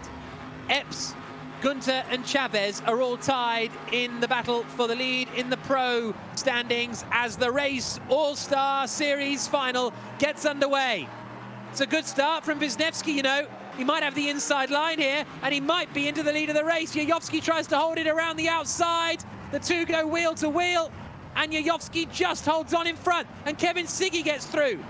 This is Gabby Chaves getting pushed out a little bit further back in the order, but Yayovsky leads 2 tenths ahead of Wisniewski, who gets back past Kevin Siggy. The two are side by side for 2nd place. And Siggy, I think, has managed to hold on. Epps is up into 5th position. That would give him the win in the professional drivers' standings if it remains like this. But it is Yayovsky leading, Siggy 2nd, Wisniewski 3rd, and 4th is Stoffel Vandoorne. So we've got both Vandoorne and Epps ahead of Terzic and Brzezinski. They've done really well, the pro drivers, to get in amongst it at the front. Yayovsky did really well to hold on there around the outside of turn 1. Wisniewski had a great chance to take the lead, which he had to do to try and win the championship. And now Yayovsky's off already 6 tenths up the road. And Wisniewski's got Kevin Siggy in front as well. So there is Yayovsky out in front. Mike Epps, as it stands, would win the professional racing drivers battle, which would give him $30,000 US to the charity of his choice. Up into the chicane. Whoa, someone really hot into there. Was that Terzic, I think? Trying to make a move. Yifei Ye further back, but Yayovsky it is leading. Oh, that's a big moment. Yifei Ye is bouncing over the curbs on the inside as he gets overtaken. And is that Gabby Chaves pulling off in the background? I think the race might be over for Chaves. I don't think that was Chaves. Chaves is down in 12th, though. He's got a lot of work to do. This battle here is close, and Epps is going to get past here by Terzic. He's bottled up behind Vandoorne. Now Terzic has the inside. Epps gives him a squeeze and actually might be able to hang on. No, late on the brakes, Terzic up the inside. Still Epps is there, but oh no, that's all gone wrong. Epps and Terzic side by side through too many corners, and in the end Terzic is spun round. Terzic in the gravel, down to 13th place, and Harry Newey seems to be visiting an accident further back. Guenther's passed Epps. Guenther's passed Epps in all of that, and that's for the title. Yes, good spot. So Guenther up into 5th position. Epps had more drama than we saw, and he's dropped well down the order into 9th place now. We're on board with Gabby Chaves in 10th. So Chaves, is now, well, quite a long way from the title because it's all about Max Guenther. Gabby Chaves and Mike Epps are going wheel to wheel. But it's not for the title win because Max Guenther's managed to find himself in 5th place. He's now 6th because Brzezinski's come through, but he's now got a nice, well, he's got a 7/10 buffer to James Collado, and then Esteban Gutiérrez, who might yet haul himself in if anything happens to Max Guenther. But Mike Epps there getting into the side of Alan Terzic, and that's cost him massively. On board with Gabby Chaves. He's going to gain a couple of places here. He's going to get past Esteban Gutiérrez. So Gutiérrez, Epps and Chaves, the three of the title protagonists. But Max Guenther up in 6th position is currently well clear of all of this squabbling as they get onto the brakes.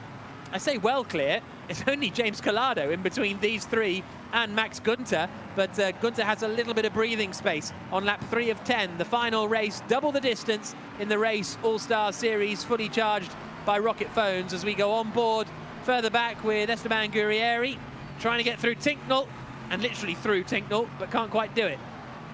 No, that's where Terzic and Epps came to blows last lap. But now Epps is still ahead of Chaves, which is still critical because they're tied on points. Chaves got in hot, and that should allow us. Bradley Smith now up behind, so Gutierrez has dropped even further back. And now Chaves, that's really costly for him, that mistake. He loses ground to Epps, and he might get taken out. No, Van Uytert's very respectful through the high speed there. But yeah, bad news for him. Now Epps needs to get his head down and pass James Collado as soon as possible and try and get onto the back of Guenther. Lap 3 of 10. Erhan Yayovski is leading the way. Kevin Siggy 1.3 seconds further back in 2nd position. 3rd is Nikodem Wisniewski. 4th is Stoffel Vandoorne. 5th is Kuba Brzezinski. 6th is the man in position to win the title, Max Guenther, with James Collado in 7th. But here's Erhan Yayovski.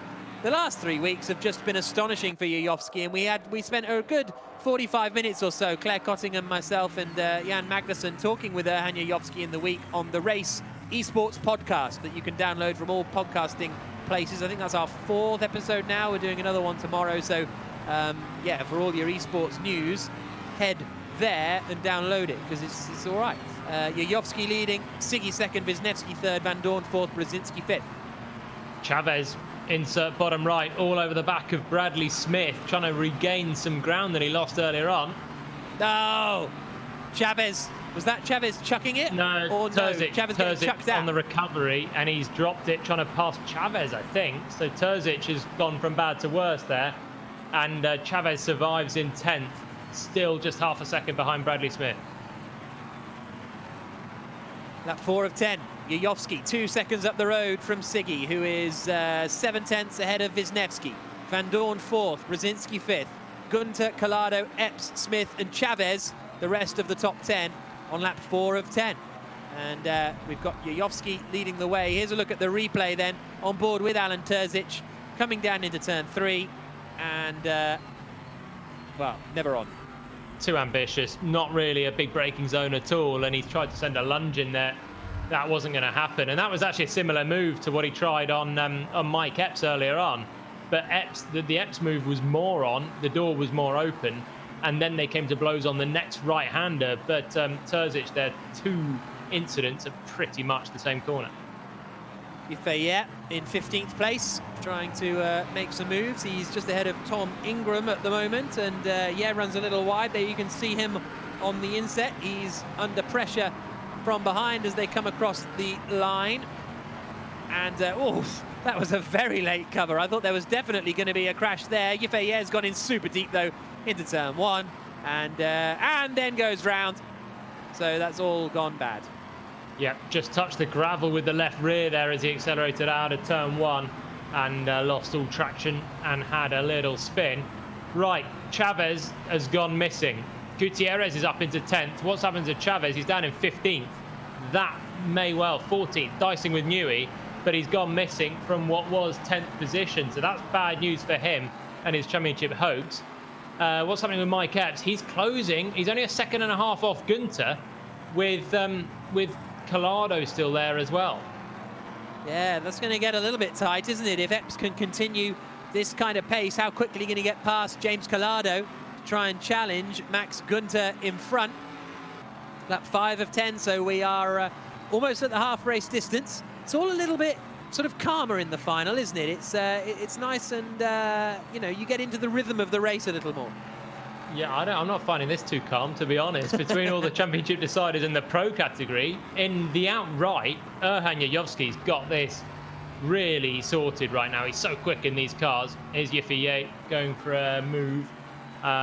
Is that on Terzic? I think it might be. Just drives them both across the gravel, and that's one way to get past at the chicane. Lap 6 of 10, half race distance. Erhan Yayovski leading the way. And then we've got James Collado here now battling with Epps. Epps needs to get past Collado and then up and past Guenther if he wants to win the title. Although, having said that, let me just look at because Guenther, yeah, is level on points with Epps, so he does need to get up past and ahead in the last 5 laps of the race. And getting past Collado, I think, is doable, but then catching up to Guenther, he's quite a way away, I have to say. He's not all that far away, but he's got to pass Collado without losing too much time here. That's going to be critical. He's so close behind Collado now, up through the sweepers, left, right, very quick, then a bit more of a break, and another left, right. Then he's into that back straight.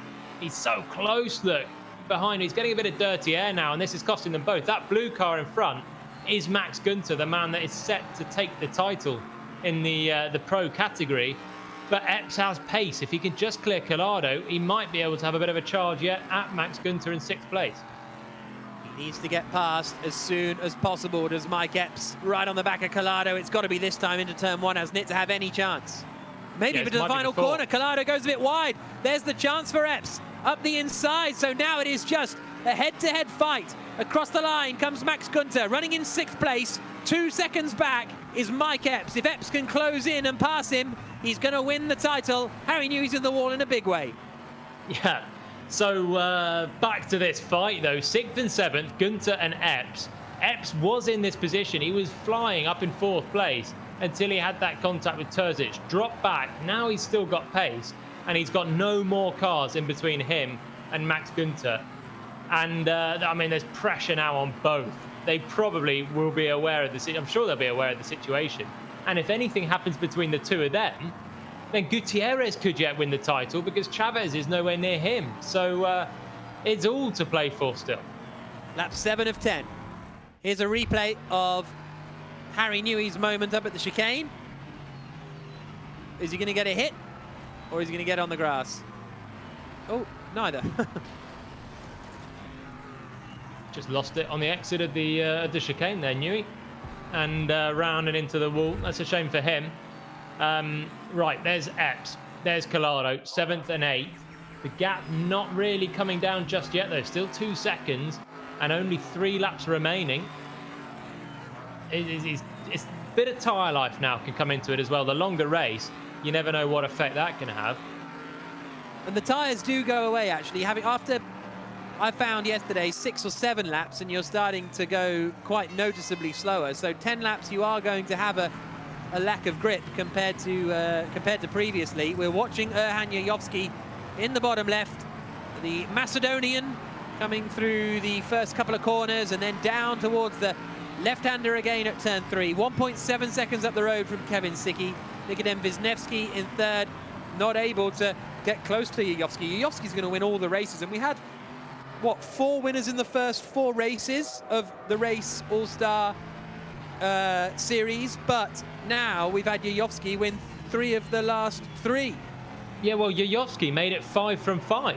When he took his first win, which was the first race in this car, he made it 5 from 5, but then he's made it 5 from 6 and 5 from 7 straight away. He's so dialed in this car. Here he is, Erhan Yayovski. Tell you what, though, Vandoorne's having a super race. Yeah. Vandoorne is miles clear of Brzezinski still, and he's lapping at a similar pace to these sim racers that are either side of him. Cracking drive from Stoffel. Yeah, really good stuff as Yayovski comes up to start the penultimate lap of the race. Through the left and the right up at the chicane, then into the final corner. A 1.6 second advantage over Kevin Sicki, who's got Nikodem Wisniewski right behind him. Wisniewski hasn't had the pace to really challenge Yayovski at all today. Can he get a second place? He'll be satisfied, I think, with the podium. There you see the Williams Esports driver in the bottom left. Onto the brakes, down into turn 1. Penultimate lap of the race. Now, what's Guenther and Epps up to? Well, it's come down a bit, but also not really. 1.8 seconds, not enough for Mike Epps. Oh, he must be so frustrated, because when he had that contact early on, there were many cars between him and his nearest rival, Max Guenther. Chaves was nowhere, managed to get himself into some point of relevance in the top 10, but has since returned to nowhere. And then Gutierrez has never really been in the fight. It was Epps who had it to lose, and right now it looks like he's lost it. Still a couple of laps to go, lap and a half.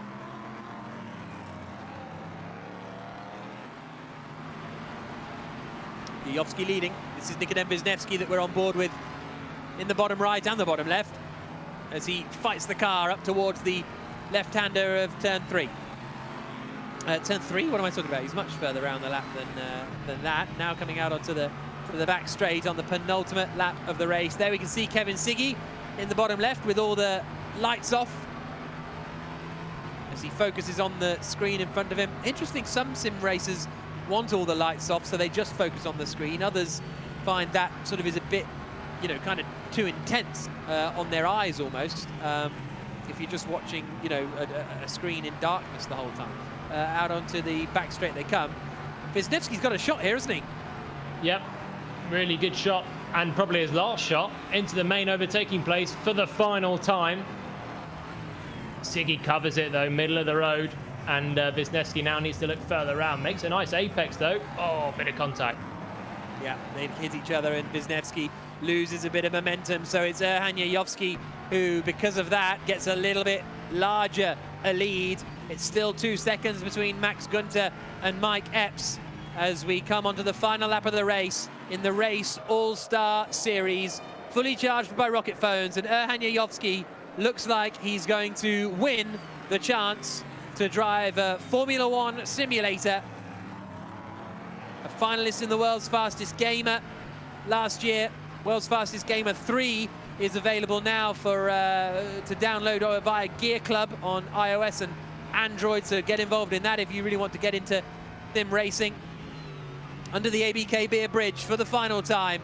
Yovsky, I mean, I'm running out of words for this guy. He was touted as a front runner coming into the race Australian Grand Prix weekend, what, 9 weeks ago, but never was quite there. But then in the last 3 weeks, once we moved to these LMP3 Le Mans prototypes cars, he has absolutely dominated.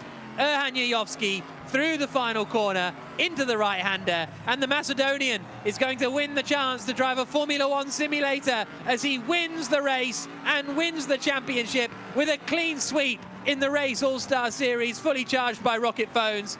Here's Bradley Smith in 9th, but it's Max Guenther in 6th, who's going to come across the line to win $30,000 US to donate to the charity of his choice. Great work from Max Guenther over the last couple of weeks. Mike Epps pushed him all the way, finishing in 7th place. Collado 8th, Smith 9th, and Esteban Gutierrez completing the top 10. But there's Max Guenther in 6th spot after a good drive, sort of out of nowhere, Jolyon.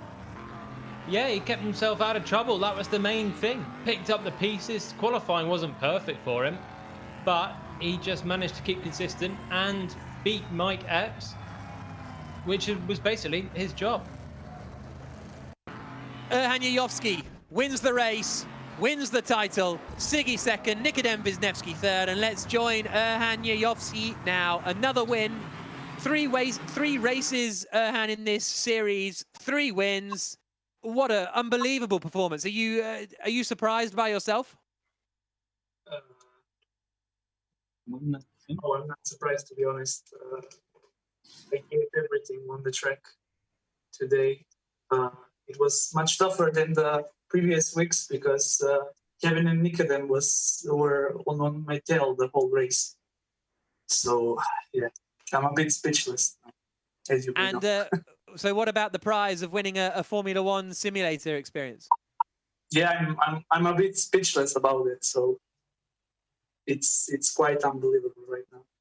Great. Congratulations, Erhan. Speak to you soon. Thank you.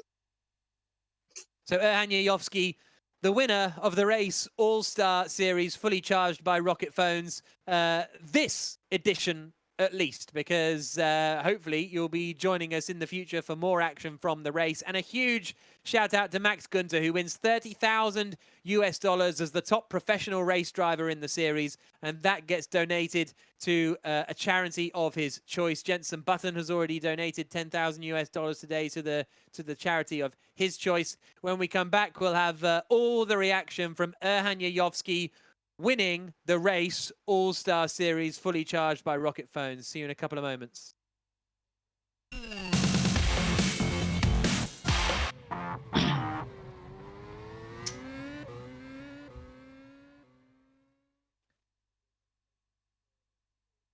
We said consistency would be key for the sim drivers. I don't think we necessarily meant having 5 winners from 5 races, that we expected him to sweep it. That is a remarkable job from Erhan Yayovski, world's fastest gamer finalist last season. And apparently he was saying in an interview, it may have even been on the podcast, that his experience with guys like Jan Maddenborough, Rudy Van Buren, Juan Pablo Montoya, that it helped him even back in the sim world, going from that real life experience he had in California at tracks like Laguna Seca and Willow Springs to get back in the sim and have a different focus. And obviously that's paying off. That is a huge win. 3 straight wins in this field is ridiculously good, Jillian. Yeah, super impressive. And he just dominated from race 1. I'm quite impressed, I should say, with that interview, Jack, actually. For a man that was running out of words to say about him, interviewing a man that was just entirely speechless, you got through. You got through it all right there. Thank you very much. Yeah, no, I think that the amazing thing with Erhan is that he just, like you say, came out of nowhere. He was always one of the front runners. When you looked at him, Siggy, Wisniewski, you knew they were going to be up there. Bono Huis as well, but then he just tore them all apart once it became a series. Whether it's once we move to these LMP3 cars, if we change cars in the future, will he be as strong? Because he said on the podcast, which you can download, the Race Esports podcast, download it now, please, and you'll hear him say that the car just suited him sort of as soon as he got in it. It's interesting because at the start of this series, he wasn't on my radar. Yayovski, he'd been sort of erratically quick. But I thought this was a Rudy Van Buren against Kevin Siggy, maybe a Bono Huis. And Yayovski has just taken it by the scruff of the neck. And no one's been close the whole time. Yeah. This has obviously suited him down to the ground. But next time, maybe a different car, different tracks, and it can all change. Yeah, absolutely. I think this car is absolutely responsible for that. The other thing with him, cool, is obviously from Macedonia, there's not a lot of racing in that region. So sim has been his connection to this world, and what an opportunity he's taken and made for himself by doing that. Like I say, world's fastest gamer before, winning all of these, but also just finding a talent within himself through motorsport, through sim, which is pretty cool. I believe we have an updated leaderboard, so this will give us the official confirmation. Obviously, I've been focusing on Erhan. Maximilian Guenther, remarkable for him as well. I had him as kind of the outsider of Mike Epps and Gabby Chaves.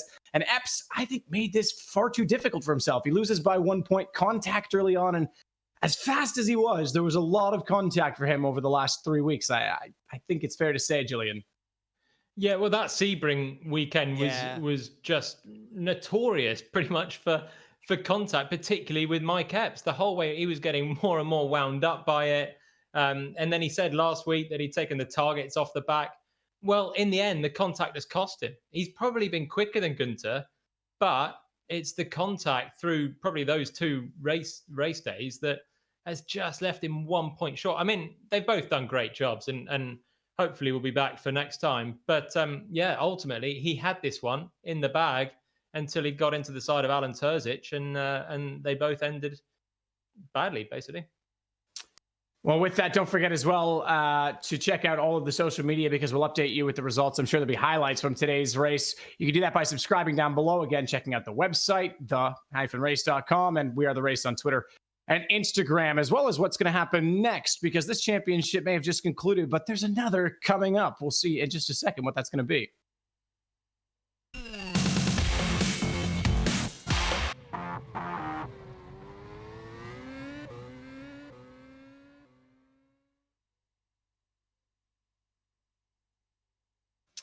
What an incredible results and an incredible victory from Erhan Yayovski in the Race All-Star Series, brought to you and fully charged by Rocket Phones. But there's another winner as well, and this one has to do with charity. The real winner, Maximilian Guenther, an incredible performance. I think he's standing by, Jack, for an interview with you because he was kind of the dark horse of the top three. Yeah, let's speak to Max Guenther now. Max, into that last race, you know, in the early laps, you didn't really seem like you were right in it, and then bam, suddenly you're right up there. What happened? Yeah, I mean, I just came from the Formula E race, so there was not a lot of time to do many laps, but yeah, I qualified quite well in the top 8. And then, yeah, I was there in P7, and yeah, the guys in front of me have been fighting a lot, and I could make profit of that. And then, yeah, afterwards just try to, yeah, drive as quick as I can, as consistent as I can. And of course, I'm really happy and satisfied for P3 in the overall standings, and most importantly, to won the prize for the foundation, where I want to donate the money, support this foundation, and yeah, really happy for that. Have you chosen where you're going to donate the money? Yeah, exactly. So I want to spend the money to the foundation of Verena Januszke. It's a foundation for children who grew up under difficult conditions, under violence. They've not been treated well, and yeah, I think it's it's a foundation I've chosen, and yeah, I'm really happy to donate all this money to them, and yeah, to support them with what I can do.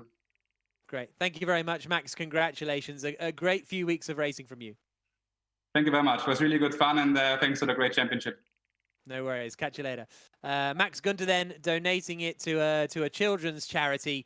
Great to hear. Great drive. He's winning everything. Won the Formula E race earlier on that he said he was didn't get much practice into this for because he was doing that. He was winning that. So really talented sim racer here, Max Guenther. Yeah, super impressive that he was able to balance both. I know guys like Max Verstappen have said they're not going to do multiple games. They're not going to focus on too many things because they want to be sharp in what they're in. He's able to do different games, different series, and still be super competitive, which is a skill in its own right. It's a very adaptable driver. And obviously, should things get back underway in the real world, he's in a good position in Formula E this year as well. So hope for the best for him in that regard. Great charity as well, I think. That's a very noble cause to donate to people less fortunate per se. But yeah, hopefully we do get another championship, Julian. That one was a lot of fun so far. I really enjoyed it. Yeah, we just had great battles the whole way through. Different tracks, very different tracks. Sebring, Lime Rock last time out, and then this Nürburgring track. The same winner pretty much all the time, Erhan Yayovski. But next time, different cars, different tracks, different drivers. Who knows? And I'm looking forward to it. Highlight of the day for me, I think drama could be part of it. We stopped making it through Epps contact, but Devlin DeFrancesco's double pass maybe highlights as one of the moves. Yeah, just all of the racing today. Really enjoyed it. I've really enjoyed it over the last 3 weeks, over the last 6 weeks, however long we've been doing this now. It's been great wheel to wheel stuff, and it's brilliant seeing the cars and the sim races in particular going wheel to wheel, and I can't wait for more of that. Well, we'll take a look at the leaderboard just to give you the finalized results. But as I said before, follow the social medias because despite that Erhan Yayovski won this one and an incredible prize of testing an F1 simulator, we've got more coming up. We'll get the details out to you very soon because all of that will be released on Twitter. They're still finalizing some of it. It's going to be exciting. It's going to be more entertainment. That's the main thing. Guys, from me, thanks so much. It's been fun working with you guys. I can't wait to do it again. And I don't know, final words, maybe just quickly. Bye. It's been great. Well, Couldn't have said it better that myself. sums it up. Thanks so much for joining us on the Race All-Star Series, fully charged by Rocket Phones. We'll see you for the next one in hopefully a week's time.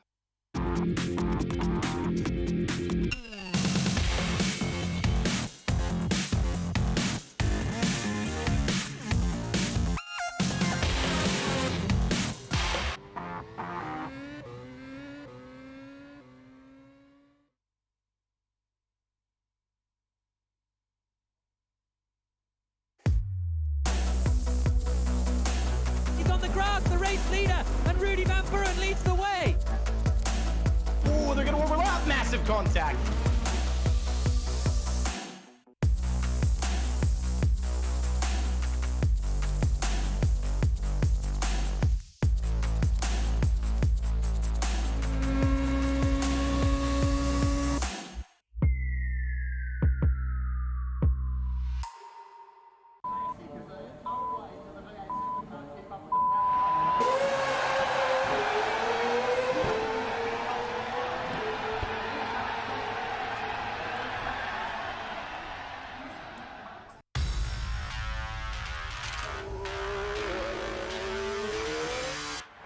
welcome to the race. And the lights are out. Great start then. The Moto2 champion steps into the team that's dominating the championship. I'm Scott Mitchell from the race. We're here at Barcelona. Sebastian Vettel is fighting for his career. There has to be a title assault, and anything less will be a failure. Oh, and a spin! We lost the GoPro.